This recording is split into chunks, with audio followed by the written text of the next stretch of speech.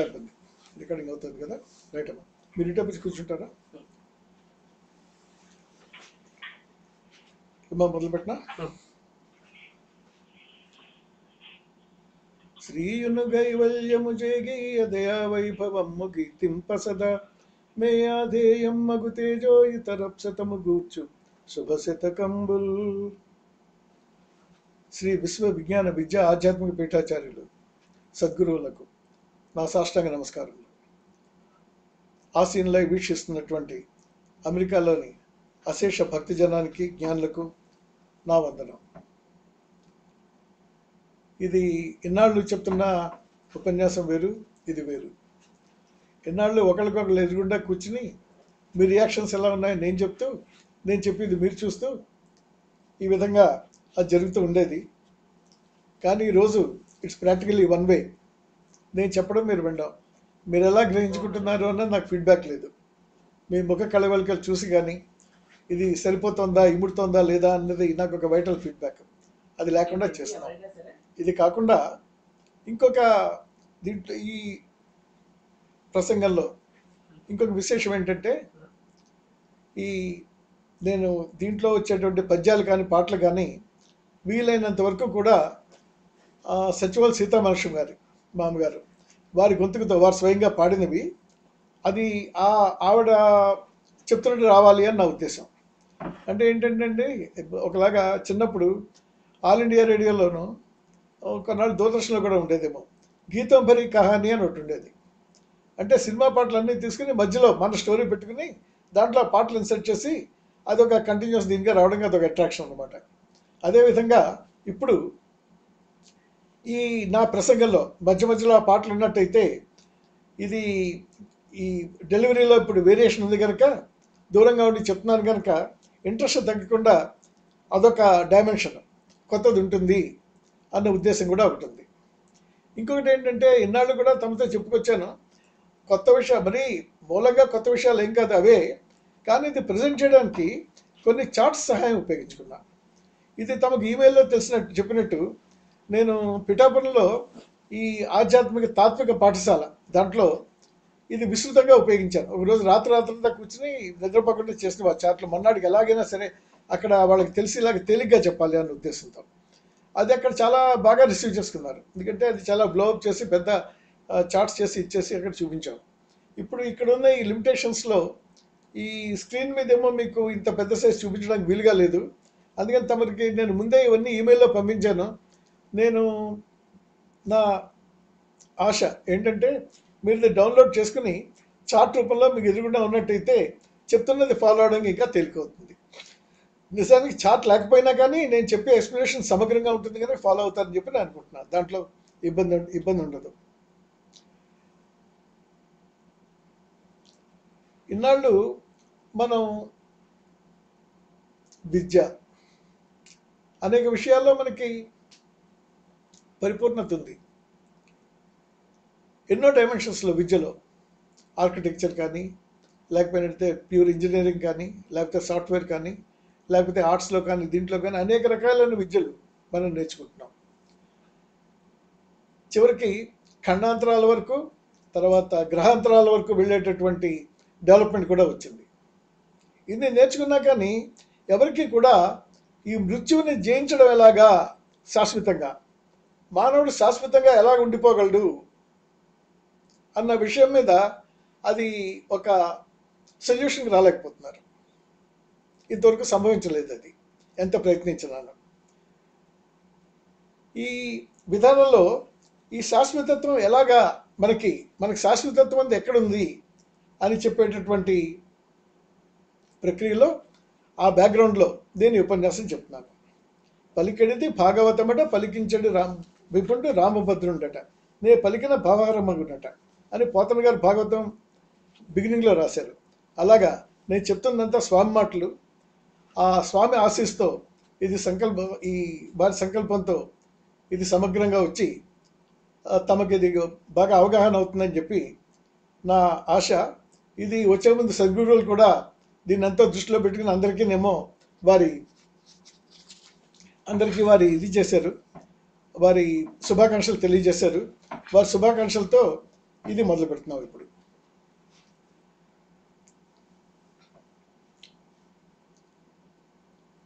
నిజానికి ఈ సృష్టి అన్నది మనం చూసినట్టయితే ఈ సృష్టిలో ఒక నిస్పృహ కలిగించే విషయం ఏంటంటే సృష్టిలో వచ్చినటువంటి ప్రతి జీవి కూడా ఈ సృష్టిలో కింద పడిపోతుంది, శాశ్వతంగా ఉండడం లేదు.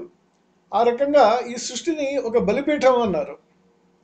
ఎందుకంటే ఇక్కడికి వచ్చినటువంటి ప్రతి ప్రాణి కూడా ఇక్కడ అంతం అవ్వాల్సి ఉంది, కానీ ఇక్కడ శాశ్వతంగా ఉండిపోయే విధానం లేదు. దీంట్లో ఇది ఎక్కడి నుంచి వచ్చాం, మనం ఎక్కడికి వెళ్తున్నాం అంటే చెప్పగలిగిన వాళ్ళు ఎవరు లేరు.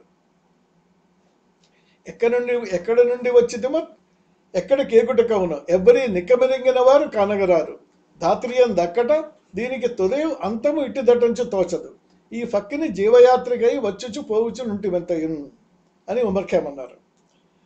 దీంట్లో ఇంకొక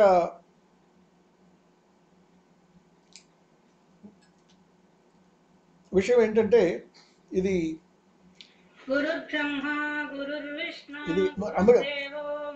అమ్మగారి ప్రార్థనతో మొదలు పెడుతున్నాను. పద్యాలు ఆవిడవి. గురుర్బ్రహ్మ గురుర్విష్ణు గురుర్దేవో మహేశ్వరః గురు సాక్షాత్ పరబ్రహ్మ తస్మై శ్రీ సద్గురువే నమః. అక్కట వీగిపోవ నిఖిలార్థములెందరు మిత్తి చేతులు జిక్కి నశించినారు, దివి చేరిన వారలలో నమత్సుకయ్యొక్కరు రారు, వచ్చిన సదుత్తుల ఘోరమి వారు మీరలు దక్కిన బాట సారుల విధం వెటులయ్యనటంచు వేడుచున్. దీంట్లో ఈ ఉమర్ ఖయామ్లో పద్యం అండి. దీంట్లో భావం ఏంటంటే ఇన్నాళ్ళు కూడా మరణించి పైకి వెళ్ళడం వాళ్ళు ఎవరు మళ్ళీ వెనక్కి తిరిగి రాలేదు. వాళ్ళలో ఎవరైనా కనుక వచ్చినట్టయితే వాళ్ళ దగ్గరికి వెళ్ళి, అయ్యా మీరు ఎక్కడికి వెళ్ళారు, అక్కడ మీరు చూసిన విశేషాలు ఏంటి, అక్కడ ఇంత క్రితం ఇక్కడి నుంచి అక్కడికి వెళ్ళిన వాళ్ళు ఎలా ఉన్నారు, ఈ విషయాలు ఏమైనా తెలియజేయగలరా అని చెప్పి ఆ బాటసారుల్ని తిరిగి వచ్చిన వాళ్ళు ఎవరైనా ఉంటే వాళ్ళని అడిగి ఉండేవాళ్ళమి. కానీ ఇంతవరకు ఒక్కడు కూడా ఈ సృష్టి అయిన తర్వాత తిరిగి వచ్చిన వాడు లేడు అని చెప్పి చెప్తున్నారు. తర్వాత ఈ సృష్టిలో వస్తున్నాం, ఇన్ని బాధలు పడుతున్నాం, మరి భగవంతుడి గురించి ఆక్రోశిస్తున్నాం, దీనికి భగవంతుడితో ఎంత ప్రత్యక్షంగా కనిపించడం లేదు, ఎవరిని అడగాలి, ఏం చేయాలి, మనం చేతిలో అనేక కర్మలు జరుగుతున్నాయి, పాపకర్మలు జరుగుతున్నాయి, పుణ్యకర్మలు జరుగుతున్నాయి. ఈ పాపాలకి కానీ పుణ్యానికి కానీ దీనికి బాధ్యులు ఎవరు? స్వయంగా నా శరీరం తయారు చేసింది నువ్వు. తర్వాత నా నుదుటి మీద పంక్తుల కింద పట్టి నా చేత ఏ పనులు చేయాలో, నా జీవిత విధానం ఎలా ఉంటుందో ఆ వరవడి పెట్టింది నువ్వు. దీంట్లో ఆ పనులు నేను చేస్తున్నాను, దాంతో పాపం కానీ పుణ్యం కానీ వస్తాయి, మళ్ళీ ఆ కర్మ ఫలితాలు నేను అనుభవిస్తున్నాను. అంచేత నేను ఇక్కడికి రాలేదు, నువ్వు తీసుకుని వచ్చావు. నేను ఎవరిని, ఎక్కడికి వచ్చాను, ఎందుకున్నాను ఇది నాకు తెలియకుండా ఉంది అన్న భావనలో ఆ పద్యం, అది అమ్మగారి వాయిస్లోను. అక్కట వీగిపోవ నిఖిలార్థములెందరు మిత్తి చేతులు జిక్కి నశించినారు, దివి చేరిన వారలలో నమత్సుకయ్యొక్కరు రారు, వచ్చిన సదుత్తుల ఘోరమి వారు మీరలు దక్కిన బాట సారుల విధం వెటులయ్యనటంచు వేడుచున్. ఇది ఇందకటి పద్యం అండి, ఇది మళ్ళీ నేను చెప్పింది. నా విగ్రహము దాత్రినయమొప్ప స్వయముగా చేసితివేనేమి చేయగలను, నా తనువను భక్తి నయమొప్ప స్వయముగా పడిపితివేనేమి నుడువగలను, నా ముఖ పలకాన నయమొప్ప స్వయముగా పాప పుణ్యంబులు పట్టి రాసితివ వినేడు చేసి చూపెడుదాకా కాయవు నేనెట్లు కాయగలను, అత విధి నేను స్వయముగా నవతరింపలేదు, ఏది వ్యధా భూమి మీదికి చేసి పంపితివేనేమి చేయగలను, నేనెవడను ఎందుంటినో ఎప్పుడు గలను దీంట్లోనండి ఇది మనంతటా మనం ఈ ఎక్కడి నుంచి వచ్చాము అన్నట్టయితే తెలియడం లేదు. ఇదే సంగతి ఆ మానవుడి యొక్క జీవితంలోకి రావడం వెళ్ళడం కానీ ఆ శ్రీకృష్ణ భగవానుడు యుద్ధకాండలో అర్జునుడికి తెలియజేసిన విధానంలో ఎలాగంటే, నా విగ్రహముద अव्यक्तादीनि भूतानि व्यक्तमध्यानि भारत अव्यक्तनिधनान्येव तत्र का परिदेवना. అవ్యక్తం నుంచి వ్యక్తంలోకి వస్తున్నాం అంటే తెలియని చోటు నుంచి కనిపిస్తున్నాం. ఇప్పుడు ఇక్కడి నుంచి మళ్ళీ తెలియని చోటుకి ఎక్కడికో వెళ్ళిపోతున్నాం. ఈ మధ్యలో ఎక్కడ ఉంటున్నాం అది చెప్పడానికి వీలు లేకుండా ఉంది. మధ్యలో ఏమవుతుందంటే మధ్యలో కాలం ఉంది కానీ ఇంకోటి ఏం కనిపించడం లేదు మనకి. ఆ పునరపి జన్మం పునరపి మరణం అని చెప్పి ఈ జన్మ తర్వాత మళ్ళీ ఇంకొక జన్మ తర్వాత ఇంకొకటి ఈ రకంగా ఇలాగా మనం ఈ జన్మలు తీసుకుంటూనే వస్తున్నాం. దీంట్లో యథార్థమైన స్థానం ఏంటి, అది ఎక్కడుంది, అసలైన స్థానం ఎక్కడుంది అని చెప్పినట్టయితే అది ఏమని చెప్తున్నారంటే, ఆ చోటు అదే భగవంతుడు ఎలా ఉన్నాడు అని చెప్పినట్టయితే ఏతద్విషయ తత్పూర్వం ప్రాచీనం. మన ఒక్కళ్ళకి ఈ భగవంతుడి గురించి తెలుసుకునేందుకు వీలుగా లేదు. మన సైన్స్లో ఎంత అభివృద్ధి చెందినప్పటికీ ఈ సృష్టికర్త ఎవరైనా సృష్టి బయట ఉన్నాడా, అక్కడ నుండి చేస్తున్నాడా అని చెప్పి చూసే అన్వేషణలో మనం ఈరోజు ఇంచుమించు లైటు యొక్క స్పీడ్ ఉన్నటువంటి ఒక రాకెట్ కానీ ఏది కానీ తీసుకుని సృష్టి అవతలకు వెళ్ళి ఈ సృష్టి బయట కానీ సృష్టికర్త ఉన్నాడా అని చూద్దాం అనుకుంటే మన జీవితకాలం సరిపోయేలా లేదు. అంత వేగంతో వెళ్తున్నప్పుడు మానవ జీవితం పొడిగించబడుతుంది కానీ అనేక కోట్ల కాంతి సంవత్సరాల దూరంలో ఉన్నటువంటి ఆ స్థానానికి సృష్టి బయటికి వెళ్ళే ప్రసక్తే లేదు. అది ప్రస్తుతం మానవ సాధ్యంగా లేదు. ఈ సృష్టి రహస్యం పోనీ విశ్లేషించి చూద్దామంటే అణువుల వరకు వెళ్ళాం. అణువులోనేమో మనం 2 వస్తువులు ఉన్నాయనుకున్నాం. ఒకటి పాజిటివ్గా ఉన్నటువంటిది ప్రోటాను, ఇంకొకటేమో ఎలక్ట్రాను. ఇది ముఖ్యంగా ఈ రెండింటి యొక్క సంయుక్తంగా ఉన్నది అణువు, పరమాణువు అనే నిశ్చయానికి వచ్చి ఇందులో ఉన్నటువంటిది ఎప్పుడు కూడా ఈ రెండింటికి ఆకర్షణ ఉంది కానీ ఈ రెండింటిని దగ్గరికి రానివ్వకుండా విడదీసే ఇంకొక శక్తి ఉంది. ఇంచేతంటే ఒకదాని చుట్టూరా ఒకటి తిరుగుతూ ఉండడంతో ఈ రెండింటిని విడదీసే శక్తి వస్తుంది దాంట్లో. నేను ఇదివరలో చెప్పానే ఒకసారి ఒక ఉదాహరణ. దీపావళికి ఉప్పు పొట్లం కింద కట్టుకుని చుట్టూరా చేత్తో ఇలా గుండ్రంగా తిప్పుకుంటూ ఉండేవాళ్ళమే. దాంతో నిప్పురవ్వలు వచ్చి ఆ కుర్రాళ్ళు ఆడుకుంటూ ఉంటారు, గిరగిరా తిరుగుతున్నాం.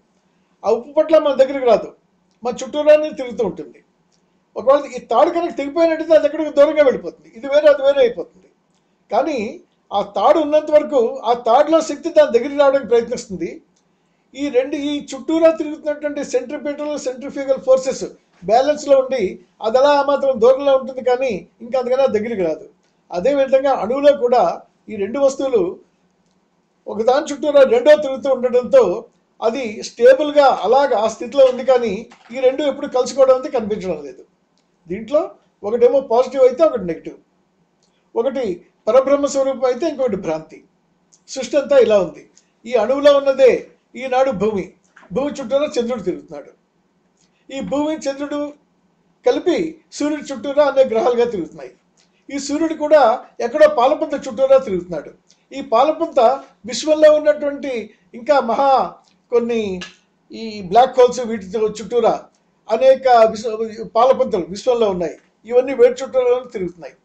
ఈ రకంగా ఉన్న దాంట్లో మనకి అతి సూక్ష్మంగా ఉన్న దాని దగ్గర నుంచి బ్రహ్మాండం వరకు చూసినట్టయితే సృష్టి అంతా 2 శక్తులతో ఇముడుందని, ఆ 2 పరస్పర విరుద్ధంగా ఉన్నాయని, ఆ 2 కలిసి ఉన్నాయని, అది సరి అయిన సమానమైనటువంటి స్థాయిలో ఉండి ఈ సృష్టిని నిలబెడుతున్నాయని అర్థం వస్తుంది. ఇది ఇంతవరకు ఉన్నాం కానీ ఇంకా ముందుకు చెప్పలేకపోతున్నాం.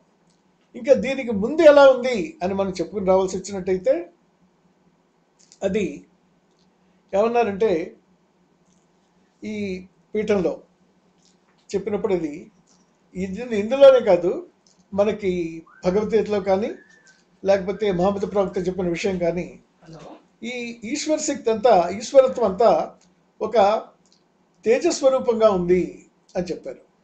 ఆ తేజస్వరూపం ఎలా ఉంది అన్నారంటే అది ఆ తేజస్సు అది జీవ చైతన్యంతో కూడుకున్నటువంటి తేజస్సు. తేజస్సు అంటే మన ప్రాణరహితంగా ఏదో ట్యూబ్ లైట్ వెళ్తురు, లేకపోతే ఇన్కాన్సెంట్ వెళ్తురు, లేకపోతే సూర్యుడి నుంచి వస్తున్నట్టు సూర్యరశ్మి, ఇలా కాదు. అది జీవ చైతన్యంతో తెలివితో ఉన్నటువంటి తేజస్సు. అది ఎలా ఉందంటే అది ఏకత్వంగా ఉంది. ఆ తేజస్సు ఒకే ఒకటి, అందులో రెండోది లేదు. అంటే ఏకత్వంగా ఉంది అని చెప్పడంలో ఏంటంటే అది నిర్మలినంగా ఉంది. అది తప్ప రెండోదన్న దాంట్లో లేనే లేదు. ఆ ఏకత్వంగా ఉన్నాడు తేజస్సు. అది ఎలా ఉంది అని చెప్పారంటే అదే నిత్యంబు అక్షరం, అదే నిజము, అదే అవ్యయ మదే పరమాత్మతత్వం, అదే అనురాగముల కాణయాచి ప్రకృతి విశ్వముల కల్లా నెలవైన వీరభూమి ప్రేయసీ సమాగమ మహా విభవ వీధి గాన సౌందర్యముల కిరవైన చోటు తపస్సులకు నెల్ల ఫలమౌచు తనరి చోటు ఊహ చొరరాని చోటు సందేహములకు లొంగనటువంటి చోటు ఏ లోటు లేని చోటు శాంతికి స్థానమై సొక్కు చోటు అదే నా జన్మభూమి నాకు అదే నెలవు అదే నా వాసం అదే నా సదనమరయ. ఇది ఉమ్రాల్ షా గారు ఆ పరబ్రహ్మ తేజస్సు గురించి తెలిసి చెప్పిన విషయం ఖండకావ్యాల్లోది. దీంట్లో ఇది శిష్యులు వారి అనుభవంలో దీన్ని ఎలా గ్రహించారు, శిష్యులు ఆ తేజస్సులో ఉన్నప్పుడు అది ఎలా అనిపిస్తుంది అని దాన్ని గ్రహించాలి అన్నట్టయితే అమ్మగారి మాటలో వారి వారి వారు చూసిన విషయం. చల్లని ఓటలి వెన్నెలలో తారల వెలుగుల తడతడలో శీతల మలయ సమీరములో సుక్కల ఊయలలోన చక్కల స్వామిలో నేనున్నాను ఊయలుగుచూ నేను లోల పాట పాడుతున్నాను పరితలచి జయంతో హాయి చెబుటకు భాష లేని లేదు ఈ కథ చెబుతా వింటారా మరుగును తెలుసుకుంటారా. ఆవిడ స్వయంగా అనుభవంతో ఆవిడ చెప్పినటువంటి విషయం ఎలా ఉందంటే ఆ నీలి గగనాల్లో ఆ చల్లని తెలి వెన్నెల్లో అలాంటి ఆ శీతల మలయ సమీరంలో ఉన్న దాంట్లో నేను ఊయలూగుతూ ఉన్నాను, స్వామిలో నేను చక్కగా ఉన్నాను అని చెప్పారు. ఈ ఊయలూగుతూ ఉన్నాను అన్న దాంట్లో ఆ భావం ఇంకా ముందు ముందు నేను తెలియజేస్తాను. ఆ ఊయలు ఏంటి, అది ఊయలు ఊగుతూ ఉండడం ఏంటి అన్నది, అది జీవితం ఉన్నంత వరకు ఆ ఊయల ఊగుతూనే ఉంటుంది. అది ముందు ముందు వెళ్ళినప్పుడు నేను తెలియజేస్తాను. ఇది అందులో ఉండగా ఈ సృష్టిలోకి ఎలా వచ్చాం అని చెప్పినట్టయితే అందులో ఉండగా అది రెండు రకాలుగా చెప్పచ్చు. ఒకటి ఏంటంటే సృష్టి చేయాలి అన్న సంకల్పం మనకు వచ్చి సృష్టి చేయాలి అన్న సంకల్పంతో మన ఈశ్వర శక్తి నుంచి విడిపోయాం. ఎందుకంటే ఈశ్వర శక్తి ఏకత్వంలో ఉంది. సృష్టి చేయాలి అన్న సంకల్పంతో ద్వైతీభావం వచ్చింది. దాంట్లో ఏదైతే ద్వైతీభావం రెండుగా మల్టిప్లిసిటీ వచ్చిందో అది యూనిటరీ ఫ్యాక్టర్తో ఇమడ్డం లేదు. అందుకని దాంట్లోంచి అది విడిగా దాన్ని విడి చేసేసి ఆ ఈశ్వరత్వం ఏదైతే ఉందో అది పరమ పవిత్రంగా అలాగే ఉండిపోయింది. నేను ఈశ్వరత్వం అని చెప్తున్నప్పుడు దాని భావం ఏంటంటే ఇది ఆ మూడు కన్నులుండి త్రిశూలం ధరించినటువంటి ఈశ్వరుడు కాదు. ఈశ్వరత్వం అంటే భగవత్ స్వరూపం అన్న ఉద్దేశంతో నేను చెప్తున్నా. మనం భగవంతుడు అని దేనైతే అంటున్నామో అది ఆ పరబ్రహ్మ తేజస్సు. అందులోంచి విడిపోయాం. ఒక కారణం ఏంటంటే సృష్టి చేయాలి అంటే కోరిక. ఈ కోరిక దానికి కారణమైంది.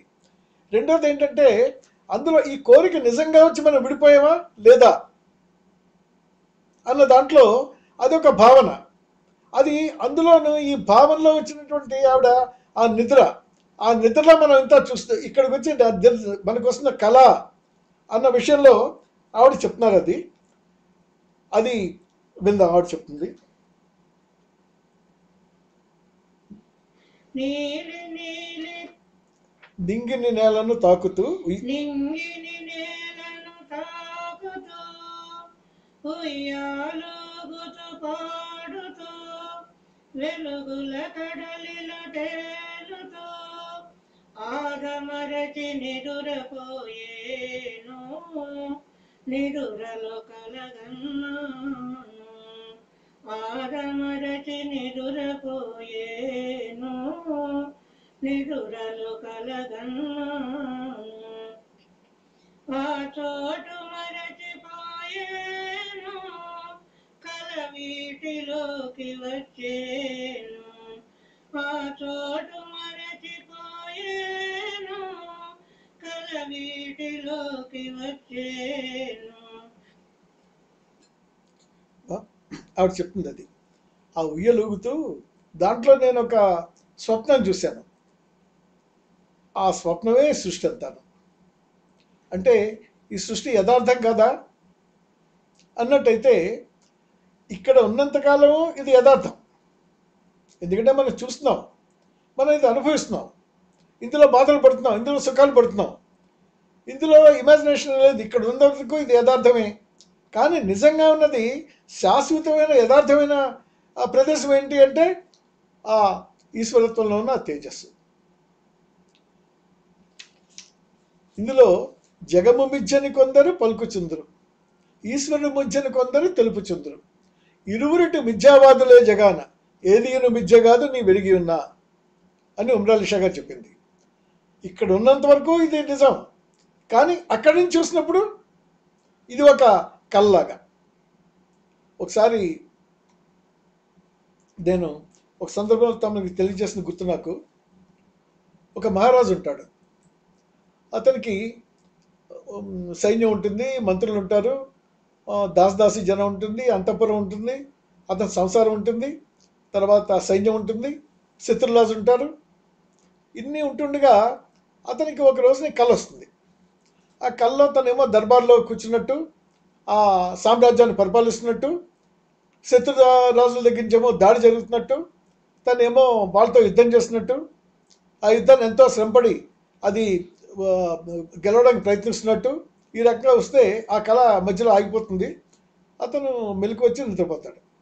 ఇలా ఉండగా ఒక అద్భుతం జరిగి అతనికి ఏమొస్తుందంటే ఆ కల్లో ఆ స్వప్నరాజు ఎవరైతే ఉన్నారో అతను ఎదురుగుండా ప్రత్యక్షం అవుతాడు. ఈ రాజుకి ఎదురుగుండా కనిపిస్తాడు. కనిపించి, అయ్యా నన్ను అక్కడ దిగబెట్టి వచ్చేసారు కదా, నా సంగతి ఏంటి అంటాడు. అంటే రాజు అంటాడు, నువ్వు ఎవరయ్యా అంటే, లేదండి నేను స్వప్నంలో మీరే, నేను అక్కడ నేను ఉన్నాను కదా, అక్కడ ఆ కోట రాజు, ఆ అంతఃపురం, తర్వాత సామంత రాజులు, తర్వాత మంత్రులు సామంతులు అంతమంది ఉన్నారు కదా నాకు.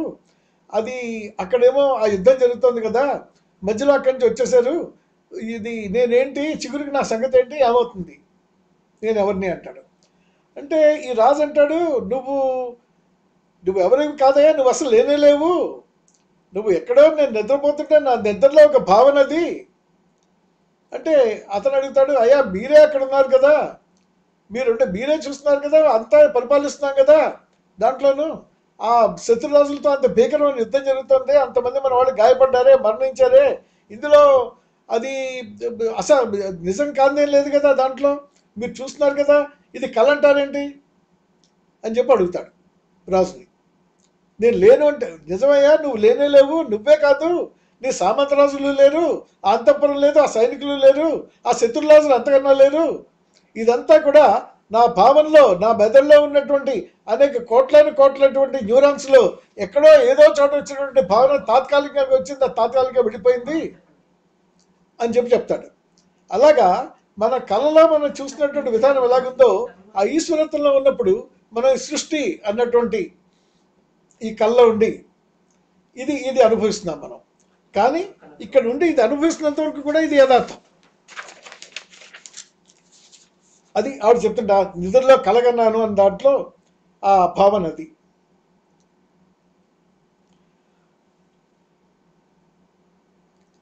ఇంకా మన స్థితి ఎలా ఉంది అని చెప్పి ఆవిడ చెప్పినప్పుడు యుగ యుగముల తరబడి నిద్రించి నింగి యుగముల తరబడి నిదురించి జనన మరణముల కలగాంచి 84 లక్షల మారులు జనించి మరి మరణించి ఆ చోటు మరచిపోయేను కల వీటిలో విలపించేను. ఏమ్మా ఇప్పుడు తమకు నేను ఇదివరకు ఈమెయిల్లో పంపించే చార్ట్స్ ఉన్నాయి కదా, అది తమ దగ్గర ఉంటే ఒకసారి చూడండి. అందులో ఇక్కడ గ్రీన్ ఏరియా ఉంది ఒకటి సర్కిల్, దాంట్లో అది నిర్గుణ పరబ్రహ్మ, పరంజ్యోతి, లేకపోతే రసస్వరూపము, ఆది విరాట్టు, ఏకత్వము, తేజస్సు, మీరు ఎలాగైనా పిలవండి, ఈ పేర్లన్నీ దానికి వర్తిస్తాయి. ఇందులో ఒక చిన్న కన్ఫ్యూజన్ ఉంది. అది సరిగ్గా విరాట్టు అంటున్నాం. ఈ విరాట్టు అన్నది 2 విధాలుగా ఉపయోగిస్తున్నారు. ఒక్కొక్క చోట పద్యం చూడండి ఉంది కదా, ఆ విరాట్టు నుండి ఆనాడు తెగిపోయి, అంటే ఆ విరాట్లోంచి తెగిపోయి వచ్చాము అన్న పద్యం ఉంది. కానీ విరాట్టు అన్నది విరాట్ రూపం అంటాం మనం. విరాట్ రూపము అన్నట్టయితే, విరాట్ రూపం అన్నప్పుడు దానికి రూపం ఉంది. రూపం ఉన్నప్పుడు అది ఆ పరబ్రహ్మ స్వరూపానికి రూపం లేదు అసలు. అందుకని చెప్పి దాన్ని విరాట్ రూపము అనడం సరి కాదు. అది దాన్ని ఏమనాలంటే అది పరంజ్యోతి, జ్యోతి స్వరూపం అనాలి. లేకపోతే అయితే రసస్వరూపం అంటాం, నిర్గుణ పరబ్రహ్మ స్వరూపం అంటాం. లేకపోతే విరాట్టు అనేది మనకి అలవాటు అయింది కనుక దాన్ని ఆది విరాట్టు అనొచ్చు, విరాట్ రూపం అనుకుంటా. ఆది విరాట్టు ఉన్నది అంటే దీంట్లో కూడా మన ఈ ఆర్ష మతంలో హిందూ దీంట్లో ఏమని చెప్తారంటే బ్రహ్మ విష్ణు మహేశ్వరులు త్రిమూర్తులు. కానీ దీనికి మూలం ఎవరు అంటే మహావిష్ణువు అంటారు. మహావిష్ణువు దీనికి మూలమని, శ్రీ మహావిష్ణువు, శ్రీ మహావిష్ణువులోంచి ఈ బ్రహ్మ విష్ణు మహేశ్వరులు వచ్చారు అని చెప్పని. ఈ బ్రహ్మ విష్ణు మహేశ్వరులకి పైన శక్తి ఒకటి ఉంది. కొంతమంది అది దేవి అంటారు, ఇంకా వేరే వేరే రకాలుగా అంటారు. అంటే సృష్టి చేస్తున్నటువంటి బ్రహ్మ విష్ణువు ఈశ్వరుడు, సృష్టికర్త, నిలబెడుతున్నతను, దీన్ని లయం చేస్తున్నతను. ఈ 3 కూడా ఇంకొక శక్తిలోంచి ఎక్కడి నుంచో వచ్చాయి అని. అదేవిధంగా ఈ పైన ఉందే రసస్వరూపం, అది దాంట్లోంచి ఈ విరాట్ రూపం వచ్చింది. విరాట్ రూపము అన్నది ఎందుకు వచ్చింది అన్నట్టయితే ఇందాక చెప్పాను కదా కారణం. అందులో సృష్టి చేయాలనే భావన ఎప్పుడైతే వచ్చిందో ఆ సృష్టి చేయాలి అన్నటువంటి ముక్క దాంట్లో నుంచి విడిపోయింది. విడిపోవడమే కాదు, అది తెగిపోయింది. విరాట్ రూపానికి ఈ విడిపోయిన ముక్కకి సంబంధం లేకుండా ఒకదాని నుంచి ఒకటి దూరం అయిపోయాయి. దూరం అయిపోతున్నప్పుడు ఒకసారి దూరం 2 తెగిపోయాయి కనుక రెండింటికి మధ్య ఖాళీ వచ్చింది. ఖాళీ వచ్చినప్పుడు శూన్యం వచ్చింది. ఒకే ఒక వస్తువు ఉన్నప్పుడు దాంట్లో శూన్యం ఉండడానికి ఆధారం లేదు. కానీ అది విడిపోయినప్పుడు 2 కింద వచ్చాయి కనుక రెండింటికి మధ్య దూరం వచ్చింది. అదే సమయంలో 2 విడిపోయిన సంఘటన ఒకటి వచ్చింది కనుక ఆ సంఘటన జరిగిన దగ్గర నుంచి కాలం మొదలైంది. ఎందుకంటే కాలం అన్నది ఏంటి అని మనం చెప్పుకుని రావాలంటే అది ఎక్కడి నుంచి ఎక్కడికి ఉంది. కాలం అన్నది 2 సంఘటనల మధ్యన ఉన్నది మన కాలము అంటాం. ఎలాగా? హైదరాబాద్లో రైలు మొదలైంది, గోదావరి ఎక్స్ప్రెస్ రాత్రి 9:15కి బయలుదేరింది. అది పిఠాపురం వచ్చేటప్పటికి తెల్లారంటే 4 గంటలకు వస్తుంది. ఈ రెండింటికి మధ్య దూరం ఇన్ని గంటలు అని చెప్తున్నాం. అదేవిధంగా క్రీస్తు పుట్టిన దగ్గర నుంచి ఇప్పటి వరకు 2013 సంవత్సరాలు అంటున్నాం. అందుకని కాలం అన్నది ఎప్పుడు కూడా ఒక ఇన్సిడెంట్, ఒక సంఘటన, ఆ సంఘటన దగ్గర నుంచి ఇక్కడ వరకు ఉన్నటువంటి ఆ టైం ఏదైతే ఉందో అది కాలము అని మనం దాన్ని కొలిచి చెప్తున్నాం. అదే సృష్టి మొదలైన దగ్గర నుంచి ఇప్పటి వరకు 195 కోట్ల సంవత్సరాలు అన్నారు. సృష్టి మొదలైన దగ్గర నుంచి ఇప్పటి వరకు 195 కోట్ల సంవత్సరాలు అయింది అన్నారు. ఇది కాలాన్ని మనం కొలిచి చెప్తున్నటువంటి విధానం. కానీ అసలైన కాలం యొక్క తత్వం ఎలా ఉంది? ఈ కాలం ఎలా ఉంది అన్నట్టయితే ఈ శూన్యం అని ఏదైతే చెప్పానో ఈ శూన్యాన్ని కాలాన్ని విడదీయడానికి వీల్లేదు, రెండు ఒకసారే వచ్చాయి. అది విడిపోవడంతో శూన్యం వచ్చింది, అదే సమయంలో కాలం మొదలైంది. అదే ఈరోజు ఐన్స్టీన్ చెప్తున్నది కూడాను. ఈ విడిపోయిన సంఘటనలో కాలం వచ్చింది, శూన్యం వచ్చింది, విడిపోయినటువంటి ఈశ్వరత్వం ఉంది ఏమా, విడిపోయిన ఈశ్వరత్వం ఉంది. ఆ ఈశ్వరత్వంతో పాటు దాని వెనకాల నీడలా వస్తున్నటువంటిది దాని సంకల్పం ఉంది. ఏమని? సృష్టి చేయాలి అని ఆ కోరిక. ఈ కోరిక మనం బాగా జ్ఞాపకం ఉంచుకోవాలి. కోరిక అనేది ఇక్కడ మొదలైంది మనకి. ఈ కోరిక మూలాన్ని దాని నుంచి విడిపోయింది ఇది. ఇది కాకుండా దాంట్లో ఏమొచ్చిందంటే నాదం ఒకటి వచ్చింది ఈ విడిపోయినప్పుడు. ఈ నాదం ఏంటి అని చెప్పి ఆలోచించినట్టయితే, ఇప్పుడు ఈరోజు మనం చూసుకుని అద్దంలో ఇది ఎవరు అంటే నేను అని చెప్పి సమాధానం చెప్తున్నాం. ఎక్కడి నుంచి వస్తుంది నేను అన్నది? మనలోంచి ధ్వనిస్తోంది. ఇదే కనుక ఆ రసస్వరూపం ఏదైతే ఉందో, ఆది విరాట్ ఏదైతే ఉందో, ఆ నిర్గుణ పరబ్రహ్మ స్వరూపం ఏదైతే ఉందో, దాని ముందు కనుక ఎవరైనా కానీ నిలబడి లేకపోతే దాన్ని అది ప్రశ్నించుకున్నట్టయితే, నేను ఎవరిని అన్నది ప్రశ్నించుకుంటే నేను అన్న సమాధానం ధ్వని రూపంలో రావడం లేదు. అక్కడ ఏమవుతుందంటే అది తేజస్గా ఉంది. ధ్వని రూపంలో నేను అన్నది వచ్చినట్టయితే అది మళ్ళీ ద్వైతీభావం అవుతుంది, రెండు అయిపోతుంది. అది ఒకటి తేజస్సు, రెండవది ధ్వని. అక్కడ రెండు ఉండడానికి వీల్లేదు. అందుకని అది ఏం చేస్తుంది, ఆ నేను అన్నది దాంట్లో ఒక ప్రజ్ఞగా, ఒక తెలివిగా ఇమిడిపోయింది. ఆ నేను విడిగా వ్యక్తీకరించబడడం లేదు, దానికి ఆంతరంగికంగా దాంట్లో ఉన్నటువంటి ఆ నాలెడ్జ్ కింద దాంట్లో ఒక కళగా అందులో ఇమిడిపోయింది ఆ నేను. కానీ ఎప్పుడైతే అందులోంచి విడిపోయి బయటకు వచ్చిందో, ఇది ఎవరిని అని నేను ప్రశ్నించి ఆ నేను అన్న ధ్వని ఇక్కడ ఆ విడిపోయిన పరబ్రహ్మ స్వరూపంలో తెలుస్తుంది. ఇప్పుడు దీంట్లో ఎన్ని వచ్చాయండి? ఒకటి, ఆ ఆది విరాట్లోంచి విడిపోయింది. ఈశ్వరత్వం, ఈశ్వర తేజస్సులో ఒక చిన్న భాగం విడిపోయింది. రెండోది, దాంతోపాటు దాని సంకల్పం, కోరిక దాన్ని వెంట వచ్చింది. విడిపోవడం వల్ల రెండింటికి మధ్య శూన్యం ఏర్పడింది. ఆ విడిపోయిన సంఘటన వల్ల కాలం కూడా ఏర్పడింది. ఈ శూన్యము కాలము ఏర్పడ్డాయి. ఇది కాకుండా ఇంకోటి దాంట్లో నాదం వచ్చింది. మళ్ళీ ఈ ఐదు అంశాలు ఉన్నాయి. ఈ 5 అంశాలు కలిసి ఓంకారం కింద ఏర్పడింది. ఓంకారం కింద ఏర్పడినప్పుడు ఈ 5 కలిసి ఆ ఓంకారంలో ఎలా వచ్చింది అన్నట్టయితే, ఆదిలో ఉన్నటువంటి ఆ తేజస్సు, ఏకత్వంగా ఉన్న తేజస్సు ధ్వని అది రెండు కింద విడిపోయింది ఇక్కడికి వచ్చి.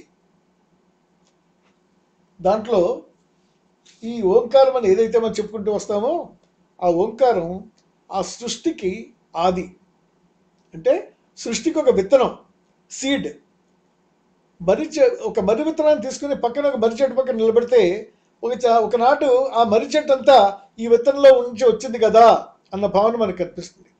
అదేవిధంగా ఈ ఓంకారంగా కలిసి మనం చూసినప్పుడు ఈ సృష్టి అంతా కూడా ఆ ఓంకారం నుంచేమో ఉద్భవించింది అని మనకు తెలుస్తుంది. ఓంకారం నుంచి ఎలా ఉద్భవించింది చెప్తాను ముందు. కానీ చెప్పడానికి ముందు ఆ ఓంకారం కేసు చూసినట్టయితే, ఆ ఓంకారం ఏర్పడినప్పుడు ఇది వరకు పరబ్రహ్మ స్వరూపంలో ఆకారం లేదు. ఎందుకంటే అది ఏకత్వంగా ఉంది, ద్వైతీభావం లేదు. దాంట్లో 2 కళ్ళు కానీ, ఈ ముక్కు కానీ, లేకపోతే చెవులు కానీ ఉండడానికి వీల్లేదు. అది ఏకత్వంగా ఉంది. కానీ ఎప్పుడైతే అది విడిపోయిందో, ఈ కోరికతో కలిసి సృష్టి చేయాలని కోరిక, అదే భ్రాంతి, అదే మాయ కలిసి ఈ 5 అంశాలు కలిసి అది మానవాకారంగా రూపొందింది. అందుకే ఓంకారాన్ని మానవాకారంలో ఆ కింద బ్రౌన్ దాంట్లో, అంటే అది మట్టి, భూమి అన్న కాన్సెప్ట్ దాన్ని బ్రౌన్ రంగులో చూపించాను. అది ఆ మానవాకారం ఆ ఓంకారంలో విత్తన రూపంలో ఇమిడింది.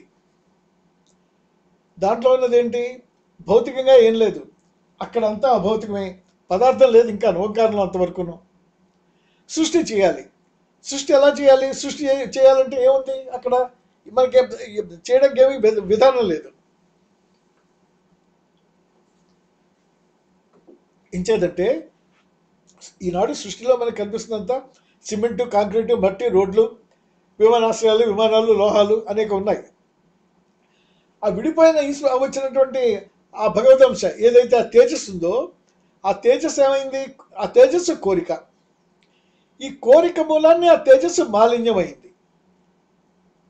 జాగ్రత్తగా వినండి, కోరిక మూలాన్ని తేజస్సు మాలిన్యమైంది. మాలిన్యమైంది అని ఎందుకు చెప్తున్నాను?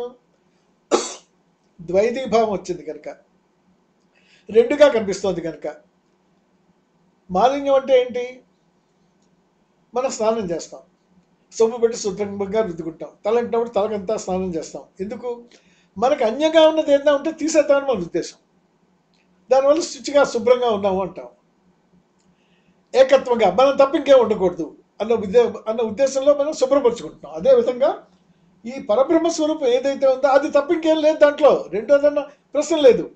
కానీ ఇప్పుడు ఏదైతే దాంట్లో కోరిక అన్నది వచ్చిందో, అది విడిపోయిందో, కోరికతోటి విడిపోయిన ఈశ్వరత్వంలో కోరిక అన్న మాలిన్యం వచ్చింది. అదే పోతన గారు తన్ మాయా శబళిత బ్రహ్మ అన్నారు. మాయ అన్న రంగు వేసుకున్నటువంటి ఈశ్వరత్వం. ఎగ్జాంపుల్ చెప్పేవాడిని ఇదివరకు అనేక సార్లు. తెల్ల టర్కిష్ టవల్ తీసుకొచ్చి నీళ్ళబందు కలిపి బకెట్లో నీళ్ళబందులో ముంచి పైకి తీసినట్టయితే మొత్తం టవల్ అంతా నీళ్ళతో నిండిపోయి ఉంటుంది, అణువును. అదేవిధంగా విడిపోయిన ఈశ్వరత్వం భ్రాంతి, కోరిక అన్న రంగులో ములిగి పైకి తీసినప్పుడు ఈ సృష్టిలో ఉన్నటువంటి ఈశ్వరత్వం అంతా కళంకమైంది. అందుకే తన్ మాయా శబళిత బ్రహ్మ, మాయ అన్న రంగు వేసుకున్నటువంటి ఈశ్వరత్వం అని పోతన గారు వర్ణించారు భాగవతంలో. ఇక్కడ ఉన్న పరిస్థితి అది. ఇప్పుడు మళ్ళీ మనం ఈ సమస్య దగ్గరికి వచ్చాం. సృష్టి చేయాలి, సృష్టి చేయాలి అంటే ఎలా చేస్తారు? ఏముంది అని ఆలోచించినట్టయితే అది ఏం చేస్తుందంటే, సృష్టి చేయాలి అంటే అది విరాట్ రూపంగా, ఆ ఓంకారం విరాట్ రూపంగా మారింది. విరాట్ రూపం అంటే ఏంటి? ఈ సృష్టికి కారణమైనటువంటి మహాపురుషుడు. సృష్టి చేయాలి అన్న సంకల్పంతో విడిపోయిన ఈశ్వరత్వం ఆకారం దాల్చినటువంటి మహాపురుషుడు. సృష్టి నియమాలన్నింటినీ ఏర్పరిచినటువంటి మహాపురుషుడు. తన అంశతో బ్రహ్మ విష్ణు మహేశ్వరుని సృష్టించినటువంటి మహాపురుషుడు. అది ఇది వరకులో తమకు ఒక కథలో చెప్పాను. శ్రీకృష్ణుడు, అర్జునుడు ఆ బ్రాహ్మణుడి యొక్క ఆ పిల్లల గురించి, మాయమైపోయిన పిల్లల గురించి వెతుకుతూ ఆ పాల సముద్రం మధ్యలోకి వెళ్తే ఆ శేషపాన్ మీద పడుకున్నటువంటి ఆ మహాపురుషుడు లేచి వచ్చి వారికి నమస్కారం చేస్తాడు అని. అది జ్ఞాపకం చేసుకోండి. ఇప్పుడు అదంతా మళ్ళీ నేను చెప్పాల్సిన అవసరం లేదు, 2 సార్లు చెప్పుంటాను. ఇప్పుడు మీకు జ్ఞాపకం ఉంటుంది అనుకుంటున్నాను. ఆ మహాపురుషుడు, అతను తప్ప ఇంకెవరు లేరు ఈ సృష్టిలో. అతనే సృష్టి అతను ఎక్కడున్నాడు? శేషపాన్పు మీద ఉన్నాడు. శేషపాన్పు ఎక్కడి నుంచి వచ్చింది? శేషు అంటే పాము. శేషు అన్నది కుండల్ని అని కూడా అంటాం. ఈ కుండల్ని ఏంటి? కుండల్ని భ్రాంతి, దాన్నే మాయా అంటాం. చెప్పాను కదా, తన మాయా శబళిత బ్రహ్మ అని. ఈ మాయా అన్న పర్యంకం మీద శేషపాన్పు, ఆ మాయ ఉండి ఆ శేషపాన్పు మీద పౌళించున్నాడు. శేషపాన్పు యొక్క తలలన్నీ కూడా అతన్ని నుదుటి వైపు చూస్తున్నాయి. 1000 తలలు శేషనాగు, ఆదిశేషు అంటారు. అంటే ఈ మహాపురుషుడు ఎవరైతే ఉన్నారో అతని సంకల్పం తనకి బద్ధురాలను చేసి తన చెప్పు చేతలో పెట్టుకుంటోందన్నమాట. ఈ విడిపోయిన ఈశ్వరత్వంతో సమానమైన శక్తివంతమైనదిగా ఆ సంకల్పం, ఆ మాయ, ఆ భ్రాంతి తయారైంది. దీంతో సమానంగా ఎందుకు తయారైంది? పరబ్రహ్మ స్వరూపం నుంచి విడిపోయింది ఏంటండి? పరబ్రహ్మ స్వరూపమే కదా, రెండోది కాదు కదా. అది ఏకత్వంగా ఉన్నప్పుడు ఇది కూడా ఏకత్వమే కదా. మరి రెండు కలిసిపోవాలి కదా. ఏకత్వంగా ఉన్నప్పుడు ద్వైతభావం ఎలా విడివిడిగా ఎలా ఉంటాయి? రెండు కలిసిపోవాలి మామూలుగాను. కానీ అది కలవకుండా చేస్తున్నది ఈ ఈశ్వరంతో మైలపడిపోయింది కనుక. మట్టిలో కలిసినటువంటి పాదరసం మిగిలిన పాదరసంతో కలవదు, అదొక ఉండలో అలా విడిగా ఉండిపోతుంది. దాంట్లో మాలిన్యం పోయిన తర్వాత అందులో కలుస్తుంది. కానీ అదేవిధంగా ఈ విడిపోయినటువంటి ఈశ్వరత్వం ఏదైతే ఉందో అది ఈ సంకల్పబద్ధం అయిపోయి ఈ సృష్టి చెయ్యాలి అన్న సంకల్పం ఎప్పుడైతే వచ్చిందో అది ఆ విరాట్ నుంచి తన సంబంధాలని తెగదెంపులు చేసేసుకుని విడిపోయి వచ్చేసింది. దాంట్లో సంబంధం లేకుండా, దీనికి దానికి ఎక్కడ సంబంధం లేకుండా మధ్యలో శూన్యం వచ్చేసింది. శూన్యం వచ్చేసి ఇది అది కలవకుండా మాయ చేత బద్ధమైపోయి తనతో సమానమైన శక్తి తన సంకల్పం వలని ఆ సంకల్పమే ఆ భ్రాంతిగా మారి ఆ ఈశ్వర శక్తితో సమానమైన సంకల్పం ఉండి ఈ సృష్టిలో అంతా ద్వైతీభావంగా ఈ పాజిటివ్ నెగిటివ్ అని చెప్పానే సెంట్రిపెటల్ ఫోర్స్ సెంట్రిఫ్యూగల్ ఫోర్స్ అని సృష్టి నిర్మాణం ఎలా అయితే ఉందో ప్రతి అణువులోనూ కూడా ఈ రెండు అంశాలు చేరి ఒకటి ఈశ్వరత్వం, రెండోది ఈ భ్రాంతి, ఈ రెండు కూడా సమానమైన శక్తితో ఈ సృష్టిని నిలబెడుతున్నాయి. ఇలా ఉన్నప్పుడు ఈ రెండు కలిసి ఉన్నటువంటి వ్యక్తిత్వం ఈ మహాపురుషుడు. కలిసి ఉన్నది ఎలా అంటే అతను ఆ శేషపాము మీద పడుకున్నాడు కనుక, ఆ మాయ నీడలో ఉన్నాడు కనుక, ఆ మాయ నీడలో ఉండి అతను ఈ సృష్టి అంతా తన సంకల్పంతో తన ఊహలో నిర్మించేశాడు. ఎలా నిర్మించాడు? ఆ పద్యం ఇటీవల కూడా చెప్పాను. మహదహంకార తన్మాత్ర సంయుక్తుడై చారు షోడశ కళాసహితుడై పంచమహాభూత భాసితుడై సర్వాతిసాయి అగుచు చరణోర్భుజ ముఖ శ్రవణాక్షి నాసా శిరములు నానా సహస్రములు వెలుగా మానితాపార జలరాశి మధ్యమునను యోగ నిద్రా విలాసి అయి ఒప్పుచుండు. ఆ మహాపురుషుడు ఆ శేషపాన్పు మీద 1000 తల్ల నాగుపాము ఆ నీడలో పడుకుని విశ్రమించి అతను ఈ సృష్టి గురించి సృష్టిలో ఉన్నటువంటి ఆ చంద్రులో ఉన్న 16 కళ్ళు అతను ఇమిడి ఉన్నాయట. అతను చేస్తున్నటువంటి సృష్టి అంతా కళా ప్రపంచం. అతను మించిన కళాకారులు లేడు ఎక్కడాను. అటువంటి విధానంలో అదే కాకుండా ఇంకా ఏంటి అతనిలో ఉన్న గుణాలు? మహదంకార తన్మాత్ర సంయుక్తుడై, తన్మాత్ర అంటే పంచభూతాల యొక్క ప్రాణమై ఉన్నట్టు అతనిలోంచి పంచభూతాలు వచ్చాయి, ఆ పంచభూతాలకు తను ప్రాణమై ఉన్నాడు.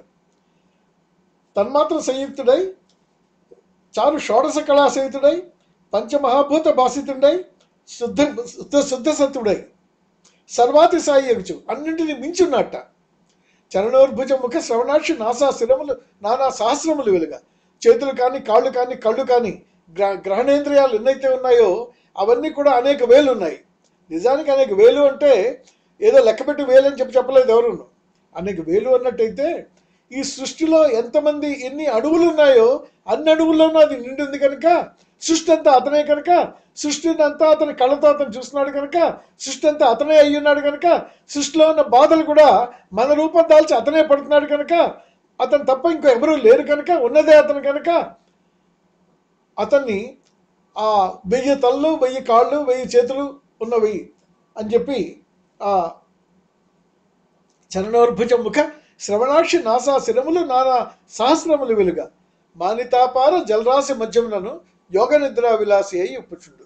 ఆ యోగ నిద్రలో అతని సృష్టిని నిర్మించాడు అని చెప్పి ఆ సృష్టి నిర్మాణం ఎలా జరిగింది అన్నట్టయితే అది దానికి ఈ చార్ట్ చూసినట్టయితే ఆ విరాట్ రూపంలోంచి త్రిమూర్చాత్మైన శక్తి బ్రహ్మ విష్ణు మహేశ్వరుల శక్తి ఉద్భవించింది.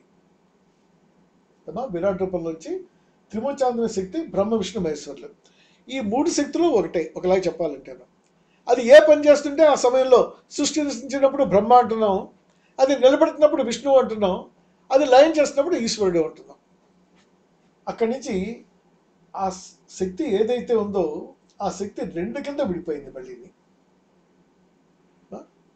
ఎలాగంటే ఆ శక్తి మీరు ఒక 200 యూనిట్లు అనుకున్నట్టు శక్తి అందులో 100 ఒకవైపు 100 ఒకవైపు వచ్చాయి. 100 ఒకవైపు వచ్చినప్పుడు అది ఏమైందంటే ఆ 100ను పంచ తన్మాత్రలుగా అంటే పంచభూతాల ప్రాణశక్తిగా అది విడిపోయింది. ఆ పంచభూతాల ప్రాణశక్తి నుంచి పంచభూతాలు భౌతికమైనటువంటి పంచభూతాలు ఉద్భవించాయి.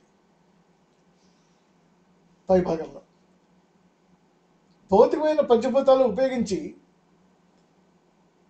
అది బయటకు వచ్చే సమయంలో అది పదార్థంగా తయారైంది. భౌతికమైన పంచభూతాల్లోంచి ఈ సృష్టి అంతా నిర్మాణమైంది. ఇంకొక 100 ఉందన్నానే కింద 200 100 పైన ఉపయోగించుకున్నా ఇంకో 100 కిందకు వచ్చింది. ఆ సగం శక్తి అది భగవదంశ, అది ప్రాణశక్తి, అది ఆత్మ. ఇప్పుడు మనలో ఉండే ఆత్మశక్తి. ఆ శక్తి అంతా కిందకు వచ్చి అది ప్రాణశక్తి కింద వచ్చి ఈ పదార్థము ఈ ప్రాణశక్తి రెండు కలిసి అది జీవాత్మ అయింది. ఈ జీవాత్మ అవడంలో ఈ జీవాత్మ నుంచి సృష్టి మొదలైంది. సృష్టి మొదలవుతున్నప్పుడు సృష్టిలో ఈ జీవుడు వచ్చాడు. ఈ జీవుడు ఇక్కడ ఎలా వచ్చాడు? ఆదిలో ఆ పంచభూతాల్లో ఉన్న ఆ నీటిలో ఉన్నటువంటి నీటి జలచరాల కింద వచ్చి, జలచరాల్లోంచేమో ఉభయచరాలు వచ్చి, ఉభయచరాల్లోంచేమో మళ్ళీ భూచరాలు వచ్చి, భూచరాల్లోంచేమో ఈ జంతు సంతతి అంతా వచ్చి, ఆ జంతు సంతతి పరిణామ దశలో తిరిగి మానవత్వంగా వచ్చింది. ఈ మానవత్వంగా వచ్చి ఇన్నాళ్ళు అయిన తర్వాత ఆ మానవత్వంగా రావడంలో ఏమైంది?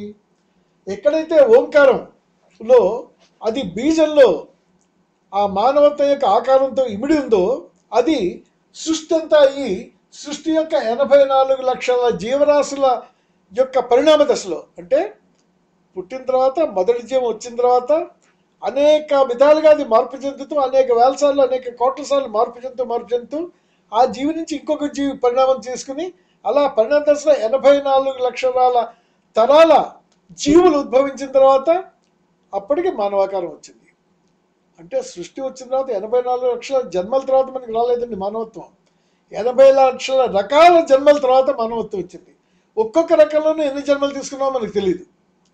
ఈ వచ్చినటువంటి మానవత్వంలో జీవుడు అది మానవాకారంలో కనిపిస్తున్నాడు.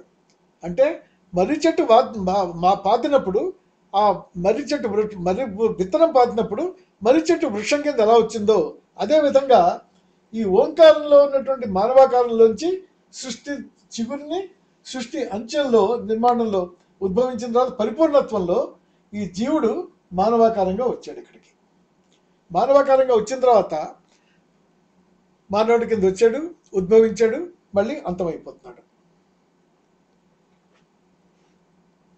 అంచమైపోయి మళ్ళీ సృష్టిలో కలిసిపోయి జన్మలుగా వెళ్ళిపోతున్నాడు. తిరిగి ఎప్పటికో ఈ మానవ జన్మ ఎప్పటికి వచ్చింది? ఇంత కష్టపడిన తర్వాత 84 లక్షల రకాల జన్మల తర్వాత మానవ జన్మ వచ్చింది అని చెప్పాను. ఇది ఏనాటికైనా తన పాత జ్ఞాపకం అట్టే పెట్టుకుని నేను ఈశ్వరత్వంలోంచి వచ్చాను, అక్కడికి వెళ్ళాలి అన్న కోరికతో అక్కడికి వెళ్ళిపోతాడేమో, ఇతన్ని ఆపుదాము అన్నటువంటి ఈ విధి, ఈ భ్రాంతి యొక్క విధి ఏంటంటే ఈ ఈశ్వరత్వం విడిపోయినటువంటి ఈశ్వరత్వం ఆ పరబ్రహ్మ స్వరూపంలో కలపకుండా చేయడం, అది భ్రాంతి యొక్క విధి. అది ఆ భ్రాంతి అన్నది ఎలా ఉంది చెప్పాను కదా, సర్పాకారంలో ఉంది, ఆదిశేషువు కింద ఉంది. అది ఎలా ఉంది అని చెప్పాల్సి వస్తే అది ఎక్కడను వైరులను ఒక్క నిమిషం.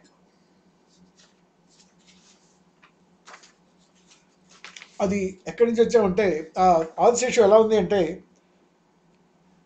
బహువన పాదపాబ్ది కులపర్వత పూర్ణ సరస్వతీ సహిత మహామహీభరము అజస్ర సహస్ర ఫణాళి దాల్చి దుస్సహతరమూర్తికిన్ జలధి సాయికి పాయక సయ్యైన ఆ యహిపతి దుష్కృతాంతకుడు అనంతుడు మాకు ప్రసన్నుడయ్యాడు అని చెప్పి. అంటే ఎన్నో ఎన్నో అడవులు, పాదపాబ్ది కులపర్వతాలు అంటే మహామేరు పర్వతాలు లాంటి పర్వతాలనే ఉండేటువంటి భూమి, దాని భారం అంతాను, సముద్రాలు, పర్వతాలు, అడవులు ఉన్నటువంటి ఈ భూభారం అంతా కూడా అజస్ర సహస్ర ఫణాళి దాల్చి, అజస్ర అంటే ఎల్లప్పుడు, సహస్ర అంటే 1000 తల్ల మీద, ఎల్లప్పుడూ కూడా 1000 తల్ల మీద పెట్టి ఈ సృష్టిని మోసి కాపాడుతున్నది ఈ భ్రాంతి శక్తి అయినటువంటి ఈ కుండల్ని. కానీ అది ఈశ్వరత్వం కాదు. ఈ సృష్టిని నిలబెడుతున్నది ఈశ్వరత్వమే, కానీ ఇది భ్రాంతే కానీ ఈశ్వరత్వం కాదు. ఎందుకంటే ఈ సృష్టి నిలబడాలి అన్నది ఈశ్వర సంకల్పంతో ఉంది. ఆ సంకల్పం భ్రాంతిగా మారింది. మనం భ్రాంతి అన్నామంటే భ్రాంతికి పర్యాయ పదం సంకల్పం, కోరిక. ఆ కోరిక సృష్టిని నిలబెడుతోంది. అది ఈ రెండింటి మధ్య మనం ఉన్నాం ఇప్పుడు. దీంట్లో ఈ సైకిల్లో పడిపోయి పొందనపి జన్మం పొన్నపి మరణం, ఈ రకంగా ఈ జన్మలు తీసుకుంటూ వచ్చాం. ఇప్పుడు మనం ఒకసారి విశ్లేషించుకోవద్దా? ఇక్కడికి వచ్చిన తర్వాత ఇప్పుడు ఈ మానవుడు అనుకుంటున్నాడు తనలో తను ఏమని, ఎక్కడి నుండి వచ్చితమో ఎక్కడికి ఎగుటకవును.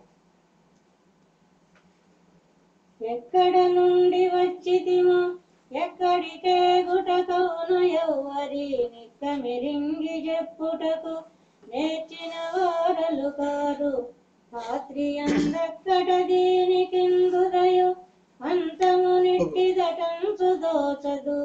ఈ పక్కిని జీవయాత్రకై కార్డు మార్చాలి, 1 hour 20 minutes తర్వాత చూసుకుంటూ ఉంటాను. ఏమా అది ఈ ఉమర్ ఖామ్లో అది ఎక్కడి ముందు చదివినా అదే పద్యం. ఇదే విధంగా ఈ ఉమర్ ఖామే ఇంకా అంటున్నాడు, వైరుల్ నన్ను పదార్థవాది అని సంభాషింతురే వారలే తీరున్నట్టులాడనే చిరకు అత్తింజెప్పరే కాని సొంపారంధాత్రికులాయమందు సృజియం పన్వచ్చి తిన్నేను నాదే రూపంవని చర్చ చేయలదా ఇందేమి తప్పున్నదా. నేను ఎవరిని అని చర్చించడం తప్పులేదు కదా, నన్ను పదార్థవాదం ఎందుకంటారు అని చెప్పి ఉమర్ ఖామ్ ఒక మహాతత్వవేత్త. అతను ఈ పానీయాల మత్తులోను ఆ ఊదల గురించి ఉన్నాడు అన్న ఒక అపభ్రాంతి ఒకటి ఉంది. అతను చేసినటువంటి విశ్లేషణ, ఇది నేను ఎక్కడి నుంచి వచ్చాను, దీని గురించి నేను తర్కించాలి కదా, దీని గురించి ఆలోచించద్దా అని చెప్పడమే కాకుండా సొంపారం ధాత్రికులాయమందు సృజింపను వచ్చి తిన్, సృష్టి చేద్దామని వచ్చి దీంట్లో ఇమిడిపోయాను నేను అని చెప్పి అతను అంటున్నాడు. సృష్టి చేయాలనుంచి దీంట్లో ఇమిడిపోయాను. ఎలాగా? ఆనాడు ఆ ఆది విరాట్లో ఆ పరబ్రహ్మ స్వరూపంలో ఉన్న నేను ఈ కోరిక అన్నటువంటి ఈ భ్రాంతి మనని హైజాక్ చేసి ఇక్కడికి వచ్చి ఈ సృష్టిలో బంధించి పడేస్తుంది. మనం ఎక్కడి నుంచి వచ్చామన్న జ్ఞప్తి కూడా లేకుండా ఆ మరుపు తీసుకొచ్చి దాని గురించి మర్చిపోయేలా చేస్తుంది.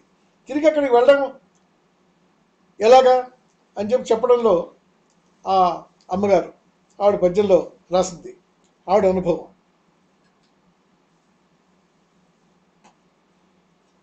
వైరుల్ మానవ జన్మగ జనించి మమతల సుడులన భ్రమించి కష్ట సుఖములు భరించి మరణము తలచి చింతించి స్వామి స్వామి అని ఆచేను ఎలుగెత్తి మరి పిలిచేను స్వామి కొరకు తపించేను స్వామిని శరణని వేడేను. అది మానవ జన్మగా వచ్చి ఈ మమతల సుడిలో చిక్కుకొని కష్ట సుఖాలు అనుభవిస్తూ మరణం తలిచి ఆలోచించి స్వామి స్వామి అని చెప్పి ఎలుగెత్తి పిలిచాము, స్వామి కొరకు తప్పించాను అని చెప్పి చెప్తుంటే ఆ సమయంలో ఆ సద్గురు ప్రబోధం ఆయన ఏమని చెప్తున్నారు, ఈ నిశలందు బండవలే ఎన్ని దినాలుంటే నిద్రపోదువు, ఆజాన విలంబ కేశములు జారి నిమీలిత లోచనంబుల్లన్ దాని మలీమసమకు యజాండము చీకటి కమ్మివేసి నీ స్థానము మార్చివేసిన సంగతి సొంత నెరుంగవయ్యో. నువ్వు ఉన్నప్పుడు ఒకప్పుడు నాలో భాగం, నువ్వు ఈశ్వరత్వంలో ఇమిడిపోయిన నువ్వు ఈ సృష్టి చేయాలన్న సంకల్పంతో విడదీసి ఆ భ్రాంతి శక్తిని నన్ను ఇక్కడ తీసుకొచ్చి ఇక్కడ పడేసింది. ఆ చీకటి కమ్మివేసి నీ స్థానాన్ని మార్చివేసిన సంగతి నువ్వు తెలుసుకోలేకుండా ఉన్నావు అని చెప్పి చెప్తున్నారు. ఇప్పుడు తిరిగి అక్కడికి వెళ్ళాలంటే ఎలాగా అంటే ఎలాగ వెళ్తుంది? మనకేం తెలుసు? నువ్వు అక్కడ తిరిగి వెళ్ళడానికి మనకి వెళ్ళాలని అసలు మనకు వెళ్ళాలని ఎలా అనిపిస్తుంది అంటే అక్కడికి ఇక్కడికి ఒక జ్ఞాపకం ఉంది మనకి. చిన్నప్పుడు 2-3 ఏళ్ల వయసులో తప్పిపోయినా కానీ అది ఆ పాత జ్ఞాపకాలు కొద్దిగా ఉంటాయి. ఏదో వీపు మీద పుట్టుమచ్చనో ఇదనో, లేకపోతే చిన్నప్పుడు తను చూసిన కొంచెం దృశ్యాలు లీలగా జ్ఞాపకం ఉండడం అలాగా. అదేవిధంగా ఇక్కడ మనకు గుర్తున్నది ఏంటంటే ఒకే ఒకటి ఆ ఈశ్వరాంశ. అదేంటి? అది నేను అన్న ధ్వని. నేను నేను అనుకుంటున్నాం. నేను ఎవరిని అనుకుంటున్నాం. నేను ఎవరిని అని చెప్పి అనుకుంటున్నప్పుడు మనం ఎక్కడి నుంచి వచ్చాము అని ప్రశ్న వస్తుంది. ఈ నేను అన్నది ఒకప్పుడు ఆ ఈశ్వరత్వంలో ఒక అంశగా ఇమిడిపోయింది కనుక ఈ సృష్టి జరిగిన క్రమంలో అది ఆ తేజస్సు ధ్వనిగా విడిపోయింది కనుక ఈ ధ్వని మనలో మన ప్రాణంగా నేను అన్న రూపంలో ఉంది కనుక ఈ నేను మనం తిరిగి అక్కడికి వెళ్ళాం ఎలాగా అని చెప్పి మనం ఆలోచిస్తున్నాం.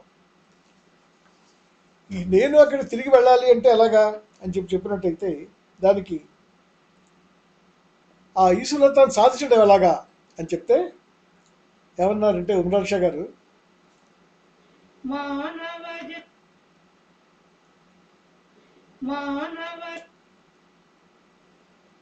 అర్ఘ్యములు మన సూర్యనే. ఒక్క నిమిషం.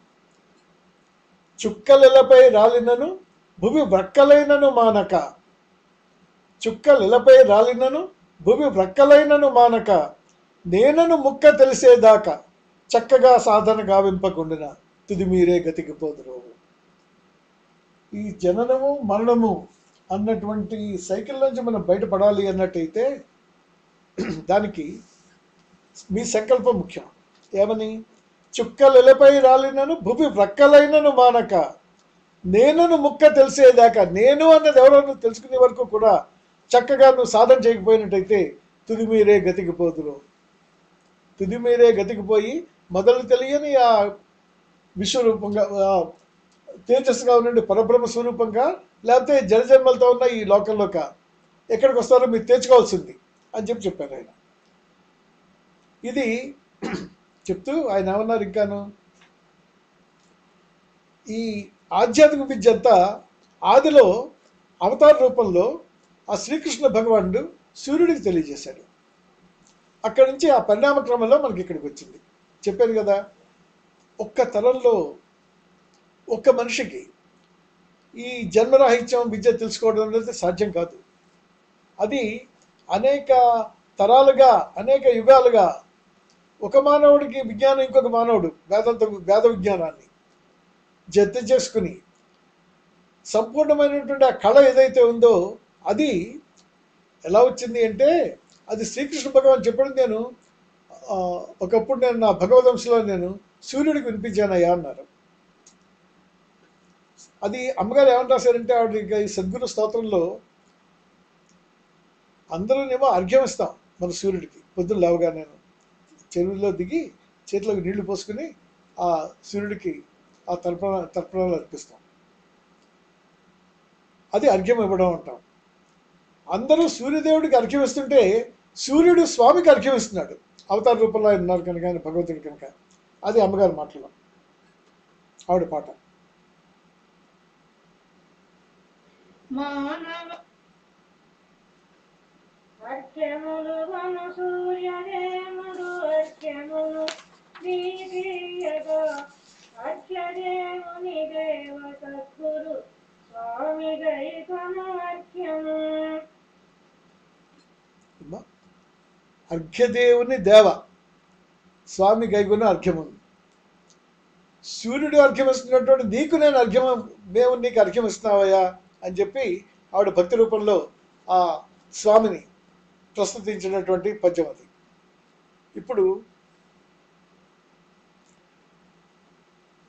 సద్గురు స్వరూపు ఉన్నారు, సద్గురుమూర్తి ఉన్నారు.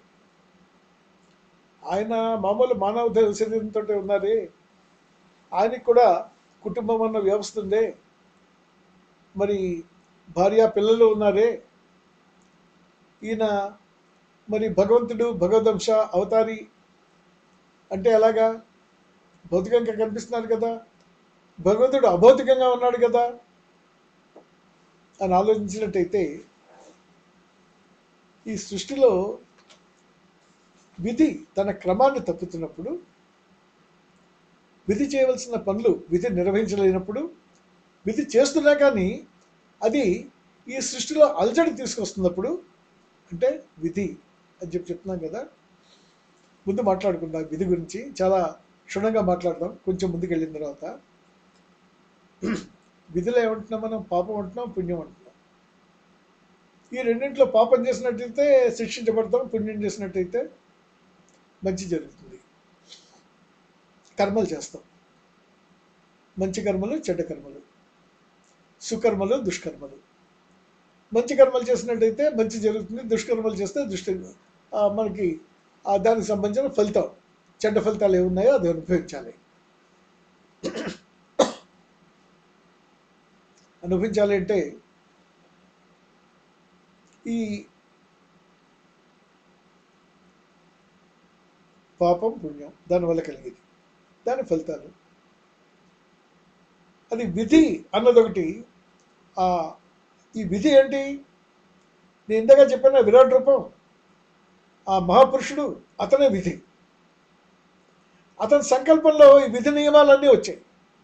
విధిలో ఏది జరగాలి, ఎవరు ఏ మూల ఎప్పుడు ఏ పని చేస్తున్నారు, ఆ పని ఎలా జరగాలి, ఆ కర్మ ఫలితం ఎలా అనుభవించాలి అని చెప్పి. దీంట్లో మీరు ఒకటి చూడండి, ఏం జరిగినా కానీ విధి వల్ల జరిగింది అంటాం. ఈ విధి మన కర్మ ఫలితాన్ని మనం అనుభవించేలా చేస్తుంది, కానీ నిన్ను పాపం చేయమని చెప్పడం లేదు, విధి నిన్ను పుణ్యం చేయమని చెప్పడం లేదు. విధి అన్నది ఈ పాప పుణ్యాలు మనం చేస్తున్నదానికి అతీతంగా ఉంది. అదొక ఒక న్యాయమూర్తిలా ఉంది, ఒక జడ్జిలా ఉంది. దీని నుంచి విడిపోయి నియమాలు అయితే ఏర్పరిచింది అంతాను. ఆ నియమాల ప్రకారం మనం ఆ సదస్సుతో, ఆ భగవద్భక్తితో, ఆ మంచి కార్యాలతో మనం ఉండి మన సవ్యంగా మన పనులన్నీ చేసుకున్నట్టయితే ఫలితం ఒకలాగా ఉంటుంది. దాంట్లోనే ఈ భ్రాంతి సంబంధమైన వ్యామోహాల్లో పడిపోయి మనం దుష్కర్మల్లో పడిపోయినట్టయితే దాని ఫలితం వేరుగా అనుభవించవలసి ఉంటుంది. విధి రాసిపెట్టింది, ఫలానా పనికి ఫలానా పాపానికి ఫలానా విధంగా నువ్వు అనుభవిస్తావు అని చెప్పి ఆ న్యాయ నిర్ణేత విధి. కానీ విధి మిమ్మల్ని ప్రేరేపించడం లేదు. మీరు మంచి పనులు చేయాలా చెడ్డ పనులు చేయాలా అని మీకు చెప్పడం లేదు. అది మీరు చేసినటువంటి పనులకి ఏదైతే మీకు అనుభవించవలసిందో అది మీకు ఈ కాలంతో కలిసేది, కాలంలో కలిసి కాలం మూలాన్ని పంచభూతాల ద్వారా ఆ అవస్థ మీకు తీసుకొచ్చేలా చేస్తుంది. అది మంచిదైనా అవ్వచ్చు, చెడ్డదైనా అవ్వచ్చు. దాని విధి విధానం అలా ఉంది. ఈ విధి ఒక్కొక్కసారి ఏమవుతుంది, నిజమే తప్పులు చేస్తున్న శిక్షలు పడుతూనే ఉన్నాయి. అలాగే తప్పులు చేసే వాళ్ళ సంఖ్య పెరిగిపోతే, మంచి చేసే వాళ్ళ సంఖ్య తగ్గిపోతే సృష్టి క్రమంలో అంతా కంట్రోల్లో ఉంది. ఎలాగా? తప్పు చేసిన వాళ్ళు శిక్ష పడుతూనే ఉంది, తప్పు చేయని విధానం లేదు, కానీ ఈ సంఖ్య పెరిగిపోతుంది. అందువల్ల సృష్టిలో బ్యాలెన్స్ తప్పినప్పుడు దీన్ని మళ్ళీ సరైన తూకంలోకి తీసుకురావడానికి అవతారి అన్నది రావాల్సింది. ఈ తప్పులు ఎందుకు జరుగుతున్నాయంటే ఈ సృష్టిలో ఈశ్వరత్వం మీద ధ్యానం తగ్గిపోవడం వల్ల. అందుకని అవతార రూపంలో 3 పనులు జరుగుతున్నాయి. ఒకటి ఏంటంటే, ఎవరైతే ఈ దుష్కర్మలు చేస్తున్నారో వాళ్ళని అణిచిపెట్టి ఉండడం, నిర్మూలించడం. రెండవది, ఈశ్వరత్వానికి తిరిగి వెళ్ళే బాట ఎలాగా అని చెప్పి ఎవరైతే దాని గురించి ఆక్రోశిస్తున్నారో, దాని గురించి తప్పిస్తున్నారో వాళ్ళకి ఆ మార్గం తెలియజేయడం. మూడవది ఏంటంటే, స్వయంగా ఈశ్వరాంశ మానవుడి కింద వచ్చింది కనుక ఆదర్శప్రాయమైన మానవుడు ఎలా ఉండాలి అంటే అది తన యొక్క వ్యక్తిత్వంలో నిరూపించి ముందు వచ్చేటువంటి తరాలకి యుగాలకి ఆదర్శమూర్తిగా నిలబడ్డాం. ఈ 3 అంశాలు కూడా అటు శ్రీరామచంద్రులో కానీ, శ్రీకృష్ణులో కానీ, మహమ్మద్ ప్రవక్తలో కానీ, యేసుక్రీస్తులో కానీ ఎవరిలో చూసినా మీరు చూడొచ్చు. రామరాజ్యం అంటాం, అంత సుభిక్షంగా పరిపాలించాడని. శీలవంతుడు అంటాం రాముడిని. మరి ఏకపత్ని వ్రతుడు అంటాం. ఈ గుణాలన్నీ కూడా ఇది తరతరాలకి యుగాలకి నిలిచిపోయింది. అదొక వరవడైపోయింది. అదేవిధంగా శ్రీకృష్ణుడు, అతను వ్యక్తిత్వం, గోపబాలులతో కూడి ఆ పశువులు కాల్చుకుందుకు వెళ్ళి ఆ పెరుగు అన్నంలోనేమో మాగాయ నంచుకుని తింటూ ఆ మామూలు మానవుడిగా అక్కడ ఉన్నటువంటి వ్యక్తిత్వం, 64 రాజ్యాలు వెళ్తున్నటువంటి రాజుల మహాసభలో ఆ భీష్ముడికి అగ్రతాంబూలం ఇస్తుంటే భీష్ముడు అస్కలిత బ్రహ్మచారి, ఇతను మించిన వాడు ఎవరు లేదని అతనికి తాంబూలం ఇస్తుంటే, నేను కాదు దీనికి అర్హుడు శ్రీకృష్ణుడు అని చెప్పి శ్రీకృష్ణుడికి ఇప్పిస్తాడు. అంతమంది సభలో అక్కడ ఆ విధంగా ఉన్నాడు. కుచేలను తీసుకొచ్చి ఉంటే అటుకులు తిన్నాడు ఎంతో ఆప్యాయతతో. అదేవిధంగా 64 రాజ్యాలు నేర్తున్నటువంటి రాజుల మధ్య మయసభలో దాంట్లో ప్రథమ తాంబూలం అహమేవా, నేను దానికి తగుదును అని చెప్పి భీష్ముడేమో అతనికి ఇమ్మంటే అతనికి అగ్రతాంబూలం ధర్మజుడు ఇస్తే అది తీసుకుని నేను అవును అని చెప్పి అతని వ్యక్తిత్వం నిరూపించుకున్నాడు. అతను ఇంకోటి చేసింది ఏంటంటే, ఈ విధి విధానం అది అప్సెట్ అయినప్పుడు ఈ అస్త్రాలు ఇవి వచ్చి ఈ లోకమంతా నిర్మూలించేటువంటి పరిస్థితికి వచ్చేసినప్పుడు దాన్ని అడిచిపెట్టడానికి మహాభారత యుద్ధంలో అతను తానే విధి అయి అవతారే విధి అయి ఆ రథాన్ని నడిపించి, అర్జునుడి రథాన్ని నడిపించి ఎవరికి ఏ రకమైన ఆ ఫలితం అనుభవించవలసిందో ఆ ఫలితం అనుభవించేలా చేశాడు. అటు కౌరవుల్ని నిగ్రహించి ఆ వారి అస్త్రాలు నిర్మూలించడమే కాకుండా పాండవుల్లో కూడా గతించిన వాళ్ళు ఉన్నారు. రాక్షసంలో ఉన్నవాళ్ళు అభిమన్యుడు, ఘటోత్కచుడు లాంటి వాళ్ళు, వాళ్ళని అర్థం చేశాడు. ఈ చివరికి ఈ రెండే కాదు, ఇంకా ఏంటి, ఈ ఆఖరికి తన వంశీయులైనటువంటి యాదవులు ఇంకా వారు మహాబలవంతుడి కింద చిగురికి ఉండిపోయారు. ఇటు పాండవులు కౌరవులు ఇద్దరు వెళ్ళిపోయిన తర్వాత అందుకని వారి వల్ల మళ్ళీ సృష్టికి హాని కలుగుతుందేమో అది నివారించడం ఎలాగా అన్న ఉద్దేశంతో అప్పుడు ఆ సముద్రం ఉంటుంది, అది ఆ యాదవులు ఆ మునిశాపం మూలాన్ని వాళ్ళు కలయించుకుని మరణించిపోతారు. అది తను తప్పించగల సమర్థుడైనప్పటికీ దాంట్లో కలవ చేసుకోకుండా ముసలం, ఆ ముసలం మూలాన్ని మీరేమో మరణిస్తారు అంటే నాగడి కొయ్య, అది శాపం మూలాన్నేమో ఆ ముని శాపం ఇస్తాడు. అతను ఏదో వేళాకోళం చేయడానికి వీళ్ళేమో అతను వెళ్తే ఆ ముసలాన్ని పట్టుకుని అది దాని మూలాన్నే మీరు మరణిస్తారు అని చెప్తే ఆ ముసలాన్ని అరగదీసి ఆ సముద్రంలో కలిపేస్తారు ఇనప ముక్కని.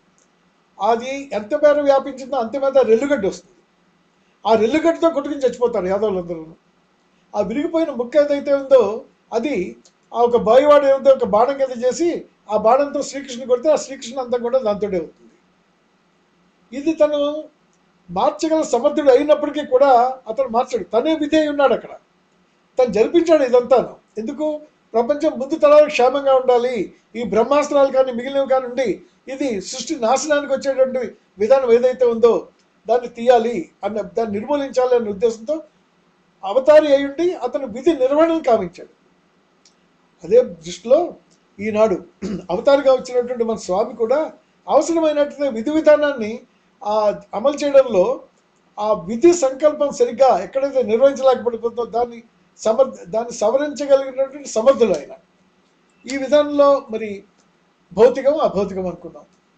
మరి భౌతికంగా ఎలా కనిపిస్తున్నారు స్వామి అని చెప్పినట్టయితే నేను మీకు ఆ ఉదాహరణ చెప్పాను. ఏమని, ఆ ఎండ సూర్యకిరణం నేల మీద పడినప్పుడు అది మనకేమో గుండ్రంగా కనిపిస్తుంది, ఆ చెట్లాకుల్లోంచి కింద పడింది ఎండ కింద. దాన్ని పట్టుకుందామంటే మీ చేతికి దొరకదు, కానీ కంటికి కనిపిస్తుంది. ఆ కింద నుంచి పైకి చూసినట్టయితే ఆ కిరణం ఆధారంగా మీకు సూర్యుడు కనిపిస్తాడు. దీంట్లోని విశేషం ఏంటంటే, ఆ సూర్యుడే కనుక మీరు ఆ పరబ్రహ్మ స్వరూపం అనుకున్నట్టయితే ఆ సూర్యుడిలోంచి మనం వచ్చాం, ఆయన వచ్చారు. రెండింటికి తేడా ఎక్కడ వచ్చింది? సృష్టి అంతా సూర్యుడు ఆ పరబ్రహ్మ స్వరూపంలోంచి వచ్చింది. మనం వచ్చినప్పుడు మనం దాంట్లోంచి విడిపోయి తెగదెప్పులు చేసుకుని వచ్చాం. ఏమా, మనం ఆ విరాట్ నుండి ఆనాడు తెగిపోయి దీనికి దానికి సంబంధం లేకుండా అయిపోయింది. కానీ స్వామి ఉన్నారే, అది ఈశ్వరాంశ. అది ఎలాగా, ఈ కిరణాన్ని కిందని చూసిన మీ సూర్యుడు ఎలా కనిపిస్తున్నారో మీరు ఆయనలో చూసినట్టయితే ఆ పరబ్రహ్మ స్వరూపం అలా కనిపిస్తుంది. ఆ పరబ్రహ్మ స్వరూపంలోంచి వచ్చి అవతారిగా వచ్చి భౌతికమైన ఆకారం తీసుకున్నటువంటి ఈశ్వరత్వం. అది భౌతికమైన ఆకారం ఎందుకు తీసుకోవాల్సి వచ్చింది? లేకపోతే మీకు నాకు కనిపించరు కనుక, మనకి ప్రత్యక్షంగా ఎదురుగుండా వచ్చి ఆ తత్వం చెప్పడానికి అవకాశం ఉండదు కనుక. ఇదే కాకుండా ఈ ప్రాపంచికంగా మనకు ఉన్నటువంటి కష్టాలు ఏవైతే ఉన్నాయో అది మన పాపపుణ్యాలు, మన కర్మల ఫలితంగా మనం అనిపిస్తున్నటువంటి విధి విధానంలో ఉన్నటువంటి కష్టాలు లేనప్పటికీ, లేకపోతే ఈ సాధన చేస్తున్నాం కనుక ఈ సాధన చేస్తున్న విధానంలో మన దృష్టి మరల్చడానికి కుండలిని శక్తి మన పెడుతున్నటువంటి ఇబ్బందులు అయినప్పటికీ ఈ రెండింటి నుంచి కూడా మళ్ళించి తప్పించగలిగినటువంటి సమర్థత ఆయనకుంది. అందుకని తను ఎవరైతే తన సాన్నిధ్యంలోకి చేరుకుని ఆ ఈశ్వరత్వంలోకి చేరుకోవాలని తపన పడుతున్నటువంటి శిష్యులు ఉన్నారో వాళ్ళని భౌతికంగా కాపాడుతూ అభౌతికంగా అక్కడ వెళ్ళే మార్గం తెలియజేస్తూ తనతో పాటు అక్కడ తీసుకెళ్లేటువంటి వ్యక్తిత్వం ఆ సద్గురువుది. అంచేత ఆయన సగుణంగానూ ఉన్నారు, నిర్గుణంగానూ ఉన్నారు. సగుణమా నిర్గుణమా అంటే రెండు చెప్పలేంటి, సగుణ నిర్గుణాలకి అతీతంగా ఉన్నారు. అదే అమ్మగారి అనుభవంలో ఆవిడ రాసిన పాటలో ఏమన్నారంటే,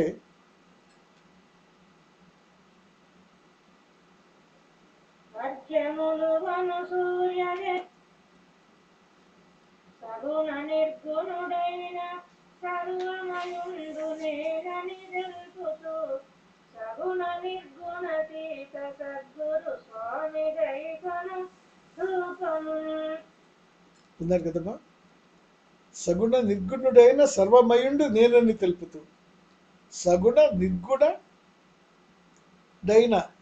నిర్గుణుడైన సర్వమయుండు నేనని తెలుపుతూ సగుణ నిర్గుణ అతీత సద్గురు, సగుణానికి నిర్గుణానికి అతీతంగా ఉన్నటువంటి సద్గురువు ఆయన అని చెప్పి ఆయనకి ఆరాధన చేసినప్పుడు ఆవిడ రాసిన పాట అది, దాంట్లో భాగం అది. తర్వాత ఇంకా ఏంటి ఆయన చేస్తుంది, విరాట్ రూపం అని చెప్పాం మనం. ఈ విరాట్ రూపం నుంచి పంచభూతాలు వచ్చాయని చెప్పాం. ఆ విరాట్ రూపం ఎక్కడి నుంచి వచ్చింది, అది పరబ్రహ్మ స్వరూపంలోంచి వచ్చిందే. అంచేత విరాట్ రూపం కూడా ఆయనలోంచి వెలువడిందే కదా. ఆ రకంగా ఆ దృష్టిలో చూసినట్టయితే ఈ పంచభూతాలు సృష్టించింది ఆయనే. పంచభూతాలు సృష్టించింది కాకుండా పంచభూతాలు కలిసి ఉండి పంచభూతాత్ముడై ప్రపంచమై ఆయనే సృష్టి అంతా నిండున్నారు. అణోరణీయాన్ మహతోమయ్యాన్ యశోండాత్మ, సృష్టిలో అంతా ఈశ్వరత్వం నిండుంది అని చెప్పారు శ్రీకృష్ణ భగవానుడు. ఈశ్వరత్వంగా నిండు ఈశ్వరాంశం సృష్టి అంతాను, దాంతోపాటు భ్రాంతాంశం కూడా ఉంది. కానీ ఆ పరబ్రహ్మ స్వరూపంలో సృష్టి అంతా ఉంది కనుక నిర్మలమైనటువంటి కాంతి, ఆదిలో ఉన్న కాంతి ఇందులో ఇప్పుడు ఉంది కనుక అది సద్గురులో ఉన్నది అదే కనుక రెండు ఏకత్వ విధానంలో అదే దీంట్లో ఉన్నది అన్నటువంటి దృష్టిలో ఈ పంచభూతాలు సృష్టించుకుంది కూడా ఆయనే అన్న దీంట్లో ఆ అమ్మగారు దాన్ని వర్ణిస్తుంది. ఎలాగంటే,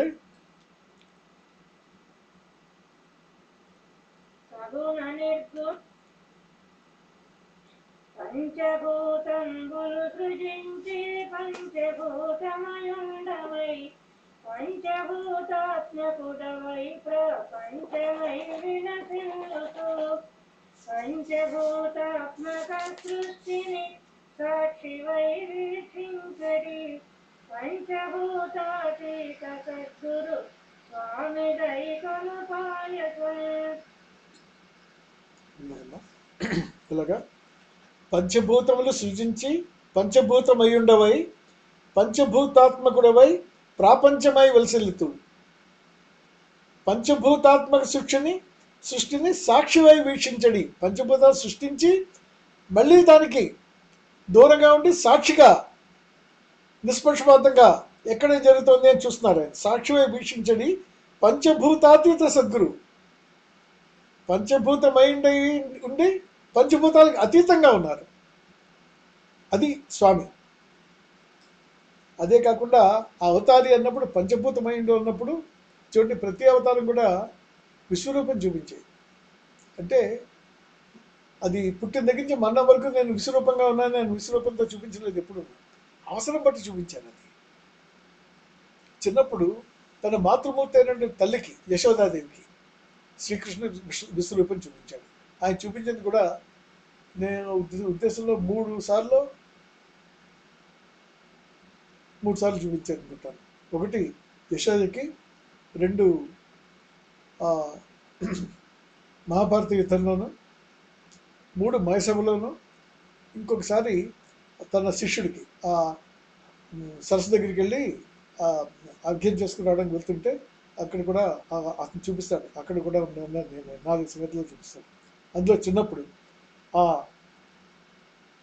యశోద నోరు తెరు, మన్ను తిన్నాడు కదా నోరు తెరంటే ఆ నోరు తెరిస్తే ఆవిడ దాంట్లో కనిపించింది ఏంటంటే అతని నోట్లో ఆ లలితాంగి కనుంగొనే బాలుని ముఖమందు జలధి పర్వత మన భూగోళ సిఖి తరణి శశి దిక్పాలకాది కరండమైన బ్రహ్మాండము. సృష్టి అంతా చూసింట ఆయన నోట్లో. పంచభూతములు సృజించి పంచభూతమైండవై పంచభూతాత్మకుడవై ప్రాపంచమై వెలిసిల్లుతూ పంచభూతాత్మక సృష్టిని సాక్షివై వీక్షించడి. సృష్టి అంతా తమలో ఆయన ఉన్నారు కనుక అది విశ్వరూపంగా ఆయన చూపించారు. అప్పుడు ఆ యశోద ఏమనుకుంటుంది? కలయో వైష్ణవమాయో ఇతర సంకల్పార్థమో సత్యమో తలపన్నేరకై ఉన్నదానను యశోదాదేవి కానో పరస్థలము బాలకుడెంత ఈతని ముఖస్థంపై అజాండంబు ప్రజ్వలమై ఉండుటకేమి హేతువు మహాశ్చర్యంబు చింతింపగన్ అని ఆవిడ తెలిత పడిపోతుంది అది చూసి.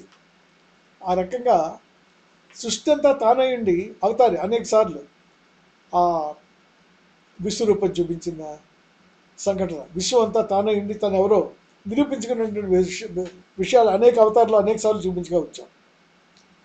ఇలా ఉండగా అటువంటి సద్గురువుని మనం ప్రార్థిస్తున్నాం. ఏమని ప్రార్థిస్తున్నాం? స్వామి మీరు రండి, మాకు తిరిగి అక్కడ చేరుకునే విధానం చెప్పండి అని చెప్పి. అది మా కుటుంబం విషయంలో ఏమైందంటే అమ్మగారు మహాకవి ఉంగరాల షా గారి సాహిత్యం చదివి దాంట్లో ఈ పీఠంలో ఈశ్వరత్వాన్ని తెలుసుకునే విషయం మంచినీళ్లను కలశాల ముంచినట్లు అంత తేలిగ్గా గ్రహించవచ్చు అని చెప్పి చెప్తున్నారే, ఇంత తేలిగ్గా ఉందా అని చెప్పి అనుకుని ఆ హుస్సేన్ షా గారు వల్లూరులో శిష్యుల ఇంటికి వస్తే బాలకుడిని నన్ను పంపించి మా ఇంటికి పిలిపించుకున్నారు. అది ఆ విషయం ఆవిడ తెలియజేసిన సంగతి ఉపదేశం గురించి చెప్తున్నాను.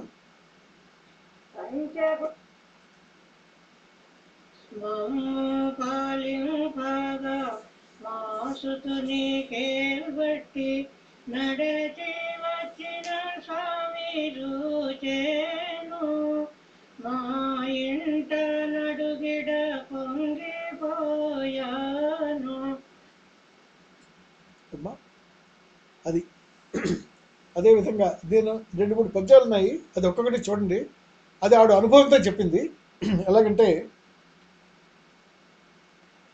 మనం స్వామికి సాష్టాంగ నమస్కారం చేస్తాం ఉపదేశం చెప్పిన తర్వాత.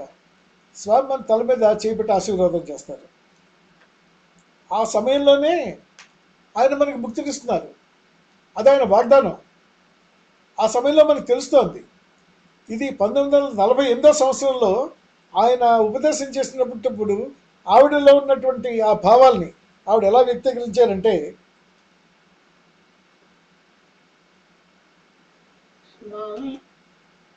సాష్టాంగమును చేయ స్వామి సాష్టాంగమును చేయ స్వామి శిరమున కరముంచిరి వినుక మురమందేను ముక్తినిచ్చే స్వామిని తెలుసుకున్నాను. ఇది వారు ఏదో మాటలతో చెప్పడం కాదండి, అభౌతికంగా మనం ఆయనకి నమస్కారం చేస్తున్నప్పుడే ఆవిడకి అర్థమైపోయింట. నేనేమో ఈయన ముక్తినిచ్చే స్వామి అని చెప్పని. అది ఆ అనేక మంది ఆ మునివాటకల్లోనూ ఆ బ్రహ్మలోకంలో కానీ ఇక్కడ కానీ బ్రహ్మవాడల్లోనూ ఆ వేదాలు ఆ మహామంత్రాలు చెప్తారంటారు. ఈ మహామంత్రం చెప్తున్నది ఆ బ్రహ్మోపదేశం ఎలా ఉంటుంది అంటే ఆవిడ వాక్యాల్లో ఆవిడ పాటలో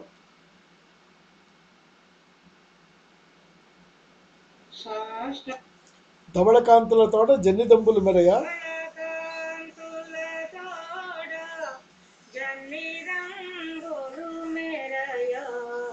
సమగానము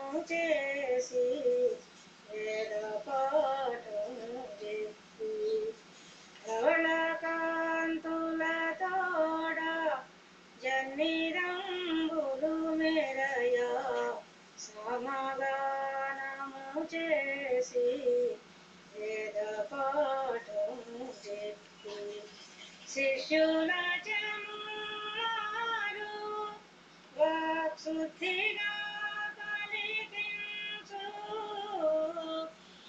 శిష్యుల జనులారు వాక్శుద్ధిగా పలికించు సందడులు మిన్నంచే బ్రహ్మవాడలలో సుప్రభాతము స్వామి సుప్రభాతముని.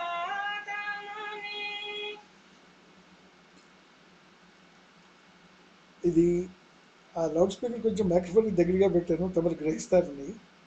దాంట్లో పాట పాడుతుంటే వెనకాల ఒక రకమైన శబ్దాలు వస్తున్నాయి. అది యాక్చువల్గా ఆవిడ వంట చేసుకుంటున్నారు ఆ సమయంలో పాట రికార్డ్ చేస్తుంటాను. నేను వినిపించిన పాటలన్నీ కూడానండి ఆవిడ మామూలుగా ఒక గృహిణిగా తన పనులు తాను నిర్వర్తించుంటూ పాడుతుంటే, ఆ రోజుల్లో నేను ఆల్ ఇండియా రేడియోలో ఉండేవాడిని కనుక ఆ ల్యాప్ల మైక్రోఫోన్ ఇచ్చేసేవాడికి అది ఏమో డైరెక్ట్గా రికార్డ్ చేస్తూ ఉండేవాడిని. ఆవిడ యాక్చువల్గా ఆ బూరి ముక్కల్లో ఏమో నూనె వేసి ముక్కలు వేస్తున్నట్టు కలి తిప్పుతున్నటువంటి చెప్పుడు అది వెనకాలలో. అంటే ఇది ఏదో ఫలానా సమయంలో స్వామిని ఆరాధించాలి, ఆ సమయంలో పాడుకోవాలి, ఆరాధనప్పుడు కూర్చోవాలి, ప్రార్థన చేసుకోవాలని కాదు. నిత్యము 24 గంటలు ఎప్పుడు ఆవిడ స్వామి స్మరణలోనే ఉండేవారు. ఆ రకంగా ఆవిడ చేసిన దాంట్లో ఆవిడ అనుభవం ఎలాగంటే, ధవళకాంతులతో జన్నదంబులు మెరయ సామగానము చేసి వేదపాఠము చెప్పి శిష్యులచే ముమ్మారు వాక్శుద్ధిగా పలికించు సందడులు మిన్నంటే బ్రహ్మవాడల్లోన. ఆ బ్రహ్మోపదేశం చేస్తున్నటువంటి ఆ బ్రహ్మలోకం ఇదే, ఆయన దగ్గర ఉన్నదే, అది విడిగా ఎక్కడో లేదు. తర్వాత మనకు అనేక కష్టాలు వస్తాయి, ఇబ్బందులు వస్తాయి. ఎవరిని అడుగుతాం? ఎవరు? స్వామి, తల్లి, తండ్రి, సద్గురువు, దైవం అన్నీ ఆయనే. ఆయనే మనకి సఖుడు, ప్రభువు, సద్గురువర్యును. అది ఆవిడ మాటల్లో స్వామిని ప్రార్థన. తల్లి, తండ్రి, సద్గురు దైవము. తల్లి, తండ్రి, సద్గురు దైవము. తల్లి తండ్రి సద్గురు దైవము మాకని నీవని నమ్మినారము. సకుడవు ప్రభుడవు సద్గురు వరుడవు సర్వాంతర్యామివి సర్వసాక్షివని. నీ ప్రాపు చేరితి నీ సాయుధ్యము కోరితి చేపట్టి బ్రహ్మవే సీతాస్థితి.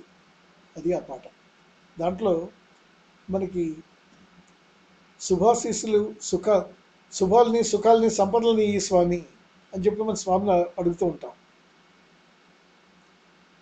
అభయం ఇమ్మంటాం. అది ఆవిడ ప్రార్థనలో ఆవిడ ఎలా అడుగుతున్నారంటే,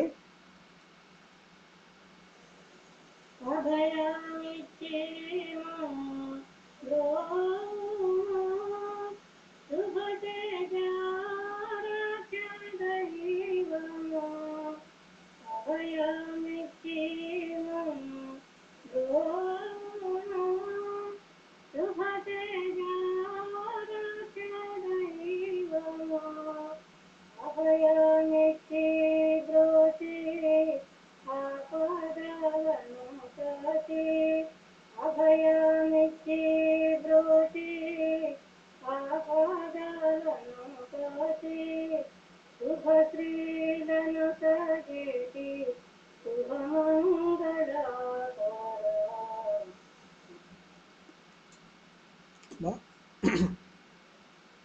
అదేవిధంగా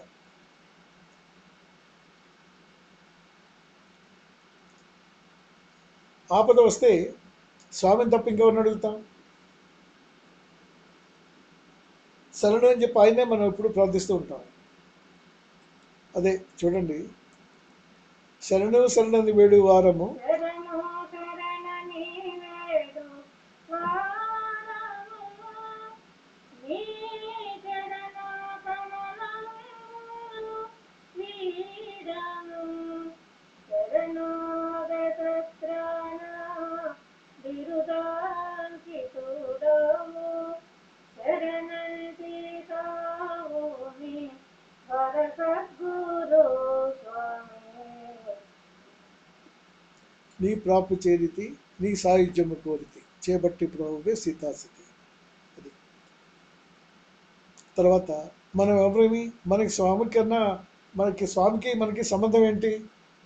స్వామి మన్ని ఎందుకు కాపాడాలి అని అడిగితే ఆవిడ పాటలో ఆవిడ ఇది ఎలా చూపించారంటే, శక్తియుక్తుడవు మావ్రోమి పెద్ద పనిగాదు భక్తులను గురురాయ నీరాజుకమున జగముదయించే మే మన్యులగా గురురాయ. మేము ఎవరమా కాదు, నీలోంచి వచ్చిన వాళ్ళమే. నీ విరాట్ రూపం నుంచి సృష్టి అంతా వచ్చింది, సృష్టిలోంచి వచ్చిన వాళ్ళం మేము. విరాట్ రూపం నీలోంచి వచ్చింది, అందుకని నీకు అన్యులం కాము. ఘనాశక్తియుక్తుడవు మంబౌబ్రౌమి పెద్ద పని కాదు భక్తులము గురురాయ. ముందు నీ విరాట్ రూపమున జగముదయించే కనుమే మన్యులము గాము గురురాయ అని ఆవిడ చెప్తున్నది. అమ్మా, తర్వాత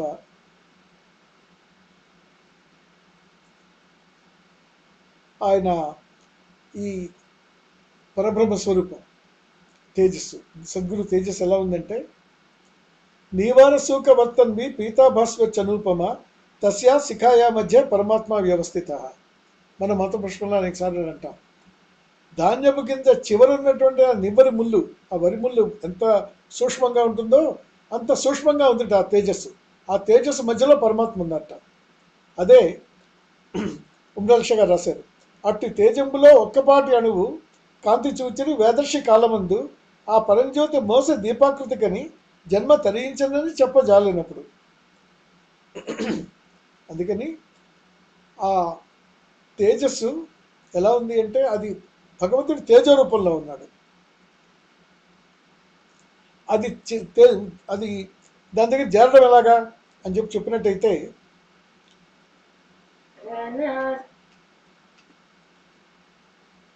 నీవారసూకవర్తన్వి పీతాభస్వచ్చనోపమా తస్యా శిఖాయా మధ్యే శ్రీ హుస్సేన్ షా సద్గురు వ్యవస్థితః. అట్టి తేజంబులోనొక్కయణువు పాటి కాంతి చూచిరి వేదార్షికాలనందు ఆ పరంజ్యోతి మోస దీపాకృతిగని జన్మ తరించెనని చెప్పజాలెనప్పుడు. దీంట్లో స్వామిని చేరుకోవాలంటే దానికి పునాది ఫౌండేషన్ ఎలాగంటే, మన వ్యక్తిగతమైనటువంటి శీలం, పవిత్రత. ఆ పవిత్రత మనలో ఉండాలి. శీల రూపంలో పవిత్రత, అది ఆత్మశీల రూపంలో పవిత్రత. సద్గురువు యందు ఏకత్వ రూపంలో ఆయన్నే నమ్ముకున్న దాంట్లో పవిత్రత. స్వామి ఏకైక మహాశక్తివంతులు ఈ సృష్టి నుంచి మాకు విముక్తి కలిగించి అక్కడికి తీసుకెళ్ళి మా జన్మస్థానమైన ఆ పరబ్రహ్మ తేజస్కి చూపించగలిగినటువంటి వ్యక్తిత్వం మీరే అన్న నమ్మకంలో ఉండేటటువంటి పవిత్రత.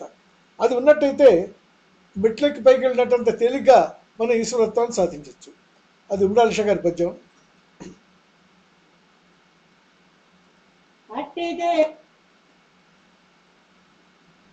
నిరవధ్యమై చదరనట్టి మహామహనీయ తత్వ విజ్ఞానము సూక్ష్మ మార్గములగాం చదవచ్చును. దానికి నాళ్ళవునని లెక్కలేదు.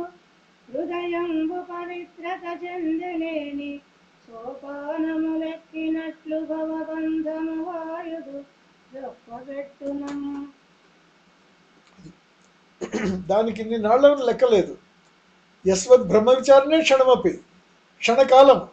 ఎలాగా అది సద్గురు యొక్క నిజమైనటువంటి ఆ కోరిక లేకుండా వేరే మనం కనుక ఆయన సంకల్పంలో పెట్టుకుని ఆయన కోసం ప్రార్థించినట్టయితే,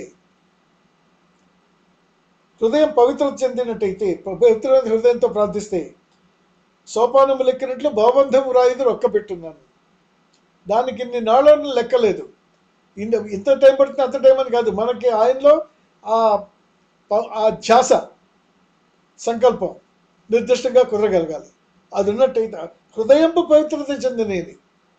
హృదయం పవిత్రత చెంది ఆ పునాది మీద మనం వారిని ప్రార్థించినట్టయితే క్షణకాలంలో నీకు ముక్తుంది అని చెప్తుంది కదా ఆయన. ఈ ముక్తి మార్గం ఎక్కడి నుంచి ఉంది అన్నట్టయితే అది మాటలలోన ఈ మరుగు మాటలు చెప్పుట కష్టము. ఇంద్రియారాటము మాని మానసికరంధ్ర మధోముఖమందున్నది. ఆ బాటను నొష్టను నేలనిడి స్వర్గము దాకను పోవగవచ్చు. ఆ బాటను నొష్టను నేలనిడి స్వర్గము దాకను పోవగవచ్చు.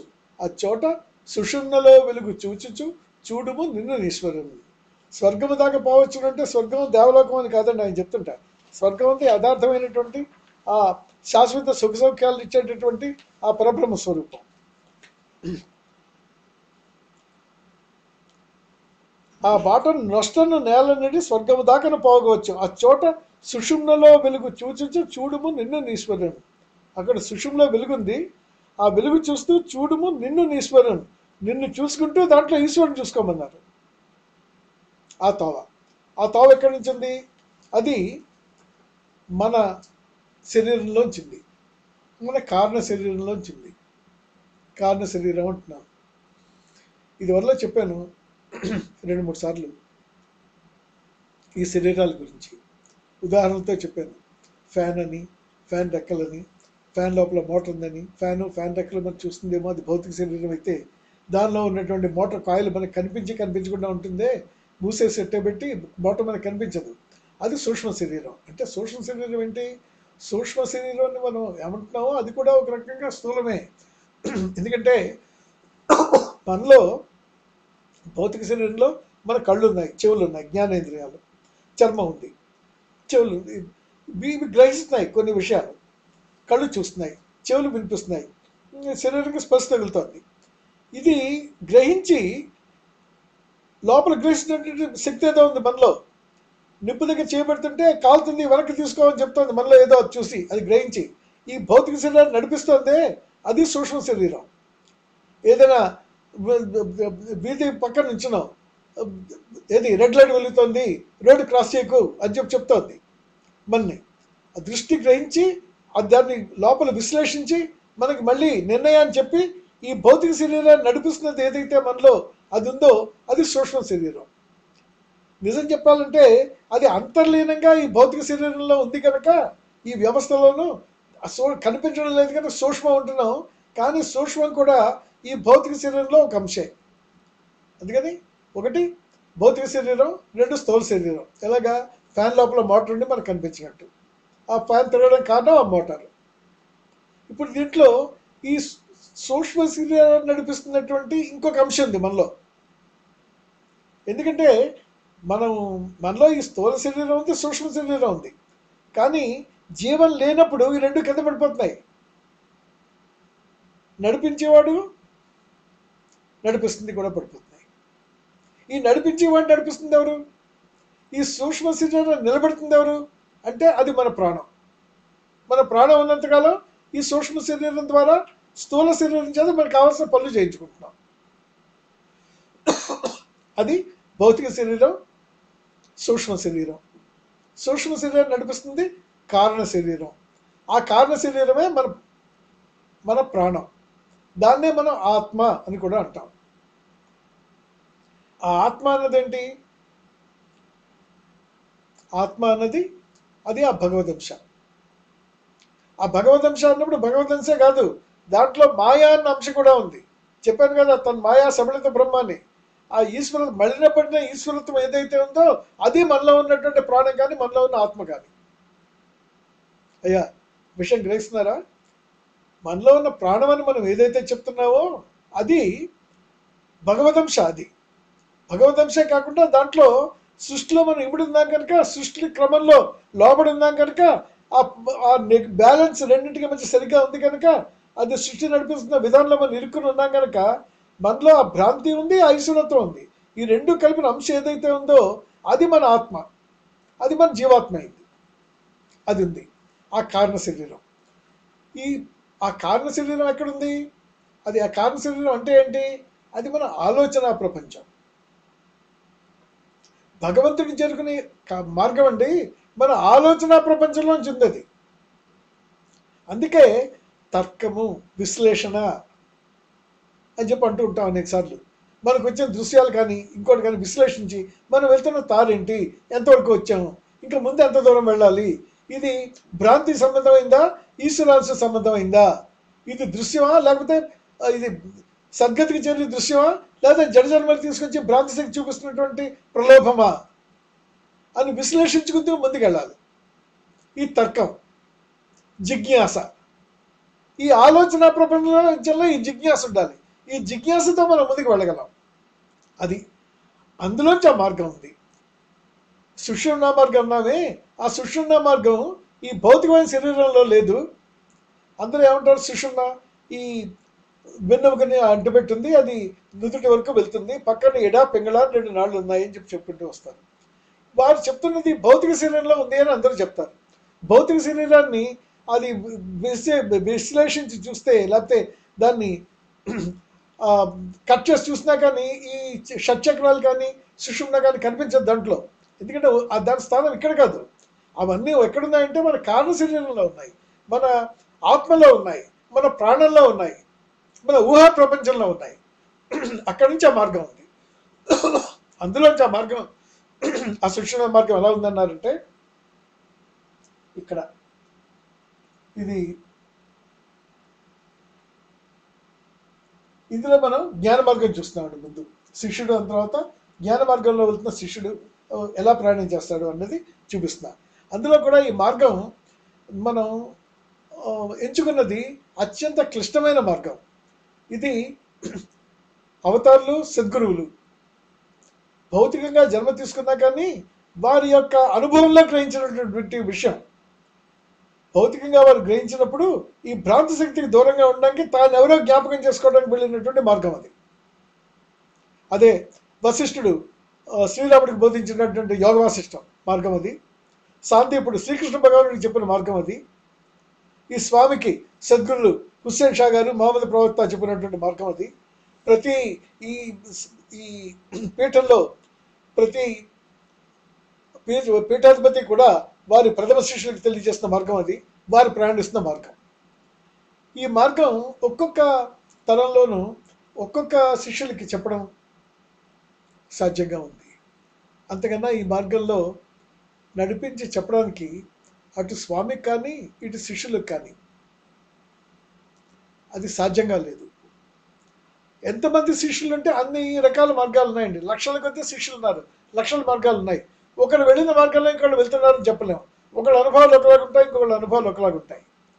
కానీ స్వామి సంకల్పం ఎలా ఉంటుందంటే తన కాలంలో ఎవరో ఒక్క శిష్యులైనా సరే తన స్థాయి ఏంటి, తను వచ్చిన మార్గం ఏంటి, ఆయన ఈశ్వరుడు అని రుజువు చేసే విధానంలో తను ప్రయాణించిన మార్గంలో వచ్చి తను ఎవరో తెలుసుకోవాలి అన్న విషయంగా ఆ చెప్పినటువంటి విధానంలో ఆ హుస్సేన్ షా గారు, సీతామహర్షి గారు ఆనాడు చెప్పినటువంటి మార్గం, ఆ అవతారులు, ప్రవక్తలు, పీఠాధిపతులు ప్రయాణించిన మార్గం ఆ హంస షట్చక్రాల నుంచి. అది తమకు ఇప్పుడు నేను వివరిస్తాను. పేజ్ తీసేస్తానండి.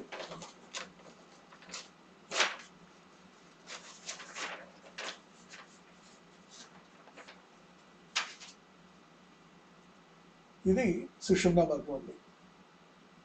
ఇది వెన్నుపూస అయినట్టయితే ఆ ఈ షట్చక్రాలు వెన్నుపూస దీనంతటిని ఆక్రమించుకుని ఆ కొండల శక్తి పైనుంచి కింద వరకు కూడా ఆ సుషుమ్న అధీనంలో ఉందండి. ఈ మార్గం అంతా ఈశ్వరాంశే కాదు, భ్రాంతి కూడా దీంట్లో ఉంది. ఈ మార్గం అది ఎలాగా అవతారాల మార్గం అయింది అన్నారంటే మహమ్మద్ ప్రవక్త ఆయన హైరా పర్వత పంక్తిలో ప్రార్థన చేశారు భగవంతుడి గురించి. భగవంతుని దర్శించుకున్నారు అక్కడ. దాని గురించి ఉబ్రాల్ షా గారు చెప్పింది, హైరా పర్వత తుంగశృంగ కలన యహప్రాయ పాషాణ దుర్వారోదగ్ర గభీర భీకర దరిద్వారంబులను దాటి ఎవ్వారం చేరగరాన్ని నిమ్నతల సోపానంబులను మెట్టుచున్, ఎవ్వారం చేరగరాన్ని నిమ్నతల సోపానంబులను మెట్టుచున్ ధీరుండవుచి తపంపు చేసిన రసూల్ నిర్వాణం వీక్షింపగలను. నిర్వాణాన్ని తెలుసుకోవాలంటే ఆయన ఎవరెస్ట్ శిఖరం పైకి వెళ్ళాలంటే కింద నుంచి వెళ్ళాలండి, మధ్య నుంచి ఎక్కడ సాధ్యం కాదు. అది కింద నుంచి వెళ్ళడం ఎలాగా, అది ఎవ్వారం చేరగరాన్ని నిమ్నతల సోపానంబులను మెట్టుచున్, అడుగు నుంచి పైకి ఉన్నాయట ఆ మెట్లు, మేరు పర్వతం ఎక్కాలంటేను ఆ మెట్ల నుంచి ప్రయాణం చేసి ఆయన అది సాధించారు అని చెప్పారు. దాంట్లో అక్కడ ఉన్నదేంటి,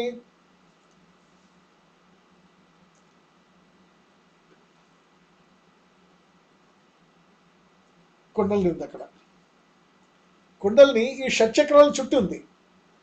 7 కొండలు చుట్టి కుండలి పాడుచున్నది ప్రణవనాదం, కోడనే మనసనెడు చేటిక ఆడుచున్నది జీవనాటిక. 7 కొండలు చుట్టి కుండలి ఆడుచున్నది ప్రణవనాదము, పాడుచున్నది ప్రణవనాదము. 7 కొండలు అంటే ఏంటి, షట్చక్రాలు 6 ఏంటి, మూలాధారం, తర్వాత స్వాదిష్టాన చక్రం, మణిపూరకం, తర్వాత ఆనాహ చక్రం, దానిపైన విశుద్ధ చక్రం, దానిపైన ఆజ్ఞా చక్రం. 6 అయిపోయాయండి ఇక్కడికి. 6 అయిన తర్వాత పైన ఉన్నది సహస్రారం. సహస్రారం వరకు కూడా ఈ కుండలి యొక్క, సంవత్సరానికి కొంచెం ముందు వరకు కూడాను ఈ కుండలి యొక్క ఈ శక్తి ప్రసరిస్తూ ఉంటుంది. 7 కుండలు చుట్టి కుండలి పాడుతున్నది ప్రణవనాదము. ఓం ఓం అని చెప్పి మనం అది ఎంతో ఉచ్చమైనటువంటి స్థితి అని చెప్పి అంటూ ఉంటాం. ఓంకారం అంటేను ఆ ఓంకారాన్ని అది మనం మన పీఠంలో ఆరాధన జరిగే ముందు కూడాను ఈ మధ్య మొదలుపెట్టారండి. అది ఇంత క్రితం కాలంలో లేదు. ఓం ఓం అని మన శక్తి కొద్దీ 3 సార్లు అంటూ ఉంటాం అన్నాం. నాకు ఈ ఓం అన్నది యాక్చువల్గా ఇది స్వామి కన్నా తక్కువ స్థాయిలో ఉన్నదండి. ఎందుకు తక్కువ స్థాయి అని చెప్తున్నా అంటే ఈ ఓంకారంలో భ్రాంతి విడి ఉంది. అది భ్రాంతి లేని మహాసత్యం కాదు ఓంకారం. కానీ ఓంకారం యొక్క ప్రాముఖ్యత ఎంతవరకు వచ్చిందంటే మనం స్వామిని చేరుకోవాలి అన్నట్టయితే, స్వామి దగ్గరికి చేరాలి అన్నట్టయితే మనం ఓంకారం వరకే వెళ్ళగలం. ఎందుకంటే ఓంకారంలోంచి సృష్టి అంతా వచ్చింది, అంతవరకు వెళ్ళగలం. ఆ తర్వాత ఆ బ్రిడ్జ్ తెగిపోయిందండి. బ్రిడ్జ్ బద్దకొట్టేసుకున్నాం మనం వచ్చేటప్పుడు. ఆ విరాట్ నుండి ఆనాడు తెగిపోయి అక్కడి నుంచి అక్కడ తోలేదు మనకి. అందుకని అంతవరకు వెళ్ళి అందించి అక్కడి నుంచి చెయ్యి అందించి మనం అందుకునేవారు ఎవరు అన్న ఉద్దేశంతో మనం అక్కడికి వెళ్ళి ఆ ఓం ఓం అని చెప్పి అనడంలో ఆరాధన చేయడం బిగినింగ్లో అది. కానీ ఆ ఓంకారంలో ఆ ప్రణవనాదంలో కూడా ఈ భ్రాంతి శక్తి ఇమిడి ఉంది. 7 కుండలు చుట్టి కుండలి పాడుచున్నది ప్రణవనాదము. ప్రణవనాదం అంటే ఓంకారం. తోడనే మనసును చేటిగా ఆడుచున్నది జీవనాటిగా. మన మనసుతో మనం ఈ జీవనంలో ఉన్నటువంటి ఈ జీవితంలోకి వచ్చే కనుక ఇందులో ఉన్నటువంటి ఈ నాటకం అంతా మనం ఆడుకుంటున్నాము అని చెప్పాను. ఈ మార్గం, ఈ కుండలిని మార్గం, ఇదే భాగవతంలో పోతన గారు ఈ వెళ్ళి మార్గం ఎలా చెప్పారంటే, ఆంఘ్రిమూలమున మూలాధార చక్రము పీడించి, ఈ పద్యం కూడా 2-3 సార్లు చెప్పాను ఇదివరకులో మీకు. ఈ కాలి మడమ ఉంది కదా, ఎడంకాలి మడమ, ఆ ఎడంకాలి మడమ మీద కూర్చోమన్నారు. ఎడంకాలి మడమ మీద కూర్చుని ఈ 2వ కాలు మోకాలు మడత పెట్టుకుని స్థిరాసనం అంటాం మనం ఈ ఆశ్రమతంలో. ఇదే మహమ్మదీయులు కూడా అదే ఆసనం వేసుకుని సాధన చేస్తారు. ఇది ఈ ఆసనం వేసుకుని అది ఆ స్థిరాసనం ఎలా అన్నారైనది, ఆంఘ్రిమూలమున మూలాధార చక్రము బంధించి ప్రాణములు బిగేబట్టి నాభీతలము చేర్చి నయమొప్ప మెల్లగా హృత్సరోవరముపై కగబట్టి అటుపైన యురమును హత్తించి దానుమూలమునకు దరిమి నిలిపి మతముతో భ్రూముఖ మధ్యమునకు చేర్చి దృక్ కర్ణన శ్వాస యుగము మూసి, అంటే ప్రాణాయామం చేసి దృక్ కర్ణన శ్వాస యుగము మూసి ఇచ్చలేని యోగి, ఇది చాలా ముఖ్యం, ఇచ్చలేని యోగి అంటే సంకల్పం లేనటువంటి యోగి. నేను ముందేనే చెప్పాను, ఈ అవస్థ అంతా మనకి ఎందుకు వచ్చిందంటే ఆ సంకల్పములని సృష్టి చేయాలి అనే కోరిక, ఆ సంకల్పం, ఈ కోరికలే ఈ అనర్థానికి కారణం. అందుకని ఇచ్చలేని యోగి, ఆ కోరికలకు అతీతంగా ఉన్నటువంటి యోగి, ఇచ్చలేని యోగి ఇలను ముహూర్తార్థం ఇంద్రియానుషంగం ఇంతలేక ఇంకా ప్రపంచంలో వదిలిపెట్టి వెళ్ళిపోయే స్థితి వచ్చింది అనుకున్నటువంటి ఆ మహాయోగి ఎవరైతే ఉన్నారో అతను ఇచ్చలేని యోగి ఇలను ముహూర్తార్థం ఇంద్రియానుషంగం ఇంతలేక, ఇంద్రియం మీద ఈ ఇచ్చెంక లేక ప్రాణములను వంచి బ్రహ్మరంధ్రము చించి బ్రహ్మమందు కలిగి పౌరవేంద్ర, ఆ శాస్త్రాలలో ఉన్నటువంటి ఆ పరబ్రహ్మ స్వరూపంలో ఉన్నటువంటి ఆ సద్గురు యొక్క సాన్నిధ్యంలోకి వెళ్తారు అని చెప్పని ఆయన తెలియజేసినటువంటి మార్గం. ఎవరు? పోతన్ గారు. దీంట్లో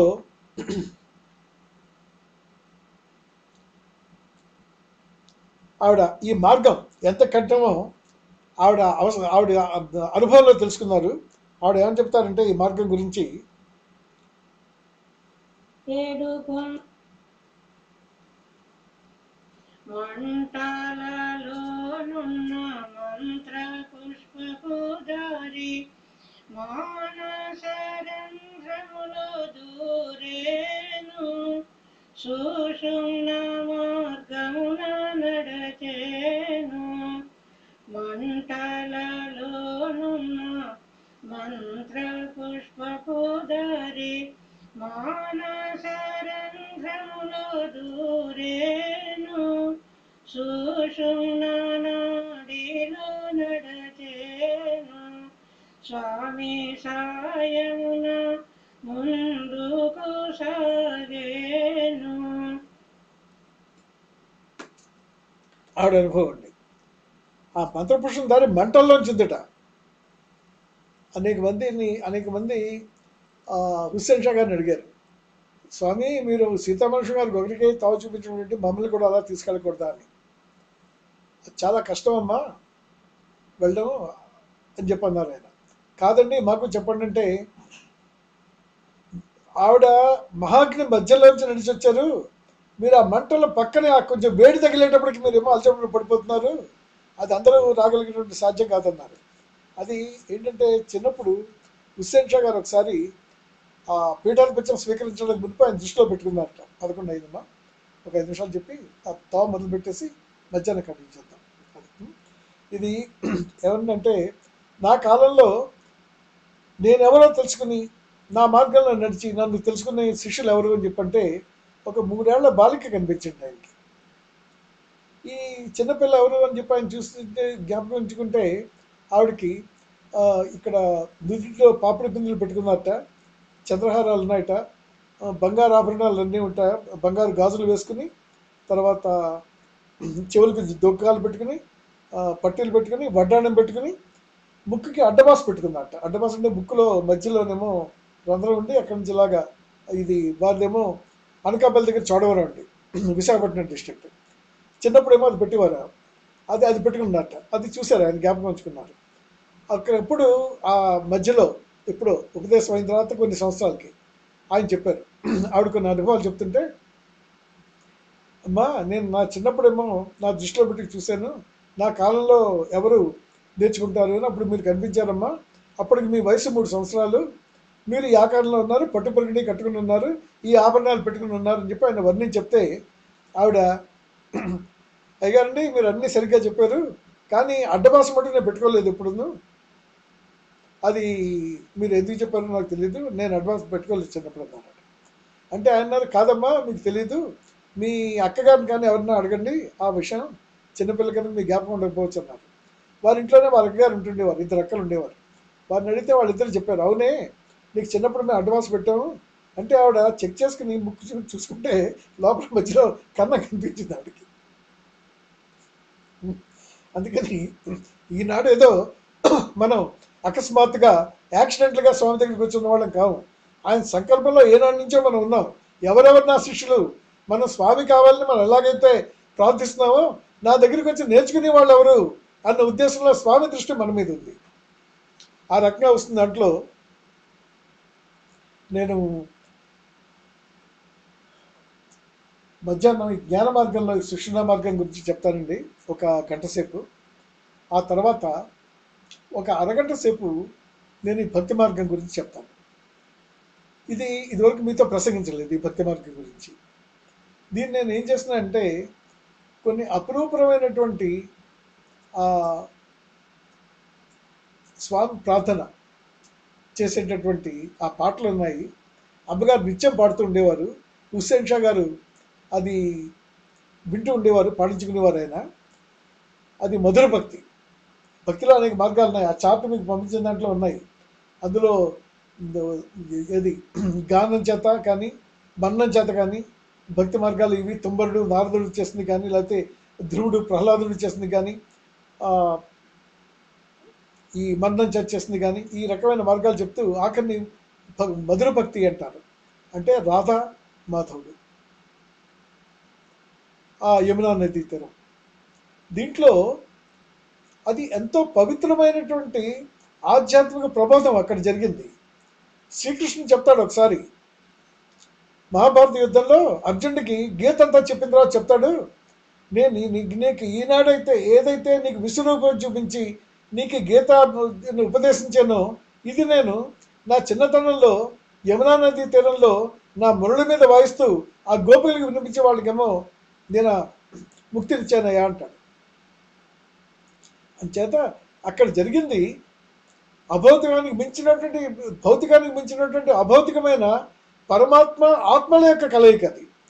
అందులో ఆ పరమాత్మ కనిపించకపోతే ఆత్మ ఎలా అల్లలాడిపోతుందో ఆ రకమైన ఆ భగవంతుడు కనిపించినప్పుడు ఎలా ఉంటాం, మార్గ మధ్యంలో భగవంతుడికి మనకి ఆ దూరం కనుక వచ్చినట్టయితే అప్పుడు మన మనస్సులో ఉన్నటువంటి ఆ పరిస్థితులు ఎలా ఉంటాయి, తిరిగి భగవంతుడిని కలుసుకున్నప్పుడు మనకు ఆ అనుభూతి ఎలా ఉంటుంది. వీటి మీద ఎంతో సుమధురమైనటువంటి ఆ మహా ఇది కవిత్వం అది. అది నేను మధ్యాహ్న సభలోనేమో తమకి అది వినిపిస్తాను. అది దాంతోనేమో మనం పూర్తి చేద్దాం, ఈ జ్ఞాన మార్గం భక్తి మార్గం కూడా. ఆ తర్వాత టైం కనుక మిగిలినట్టయితే మనకి కాన్ఫరెన్స్ కాల్లో కానీ దీంట్లో కానీ ఎవరికైనా ఏదైనా కనుక అనుమానాలన్నా ఏమున్నా కానీ నేను ఇలాగ వీడియోలో ఉన్నాను కనుక వెంకీ గారికి మీరు చెప్పినట్టయితే స్పీకర్ ఫోన్లో నేను అది విని రియాక్ట్ అవ్వడానికి అవకాశంగా ఉంటుంది. అమ్మ మళ్ళీ మనం ఎంత 2 గంటలకి ఏమో తప్పనిసరి ఎంత అది కాదు 5 గంటలకమ్మా, మధ్యాహ్నం 5 గంటలకు కలుసుకుందాం. నాకు మళ్ళీ 2 గంటల నుంచి 4 వరకు వేరే అపాయింట్మెంట్ వచ్చింది. అది సంగతి. తల్లి నమస్కారం. ఇది దూరం నుంచి చెప్తున్నాను, మీరు ఎంతవరకు ఇది రిజిస్టర్ అయిందో మీతో నాకు తెలియదు. తర్వాత స్ట్రీమింగ్లో ఉన్న ఇబ్బందులు ఏంటో నాకు తెలుసు అనేక సార్లు. వ్యవస్థ కూడా నేను అనుకున్నంత పర్ఫెక్ట్గా చేయలేకపోయాం. మా దగ్గర ఇక్కడ వియోమీటర్ కానీ కన్సోల్స్ కానీ లేవు, సౌండ్ లెవెల్స్ కంట్రోల్ చేయడానికి కానీ వీడియో ఆపరేట్ చేసే కెమెరామెన్ కానీ వాడు కానీ లేరు. ఇది మాకున్న జ్ఞానంతో వెంకీ నేను ఏదో అరేంజ్ చేసాము. అందుకని ఈ ఇబ్బందులన్నీ చూసి ఇంతసేపు మీరు ఓపికగా చూసినందుకు నా ధన్యవాదాలు. స్వామికి మన అందరి నమస్కారాలు. స్వామి ఆశీస్సులు తమకు చెప్పమన్నారు, శుభాశీస్సులు. అందరినీ జ్ఞాపకం చేయమన్నారు. వద్దామనుకున్నారు కానీ కొన్ని కారణాల వల్ల ఆయనకి జూలై వరకు కూడా అక్కడ ఉండవలసిన అవసరం ఉండి రావడం లేదు. వీలైతే ఆ తర్వాత వస్తాను అని చెప్పారు ఆయన. ఒకవేళ నాకు ఆ సమయంలో మేము మా 2 ఛానల్స్ హై డెఫినేషన్ చేద్దామని అనుకుంటున్నామండి. ఒకటి తెలుగుది ఒకటిని, రెండోది తెలుగులో మూవీ ఛానల్ ఒకటిని. ఆ పనిలో నేనున్నాను. అప్పటికి పని చాలా నాకు ఎక్కువ ఉధృతంగా ఉంటుంది. నాకు రావడానికి సావకాశం ఉంటుందో ఉండదో. ఈరోజు వచ్చాను, ఈరోజు నేను ఉన్నాను. అందుకని ఈరోజు తమతో ప్రసంగిస్తున్నాను. భవిష్యత్తులో స్వామి నిర్ణయం అది ఎలా ఉంటుందో ఆవిడతో వచ్చేది, అది చూద్దాం. అమ్మా సెలవు, నమస్కారం.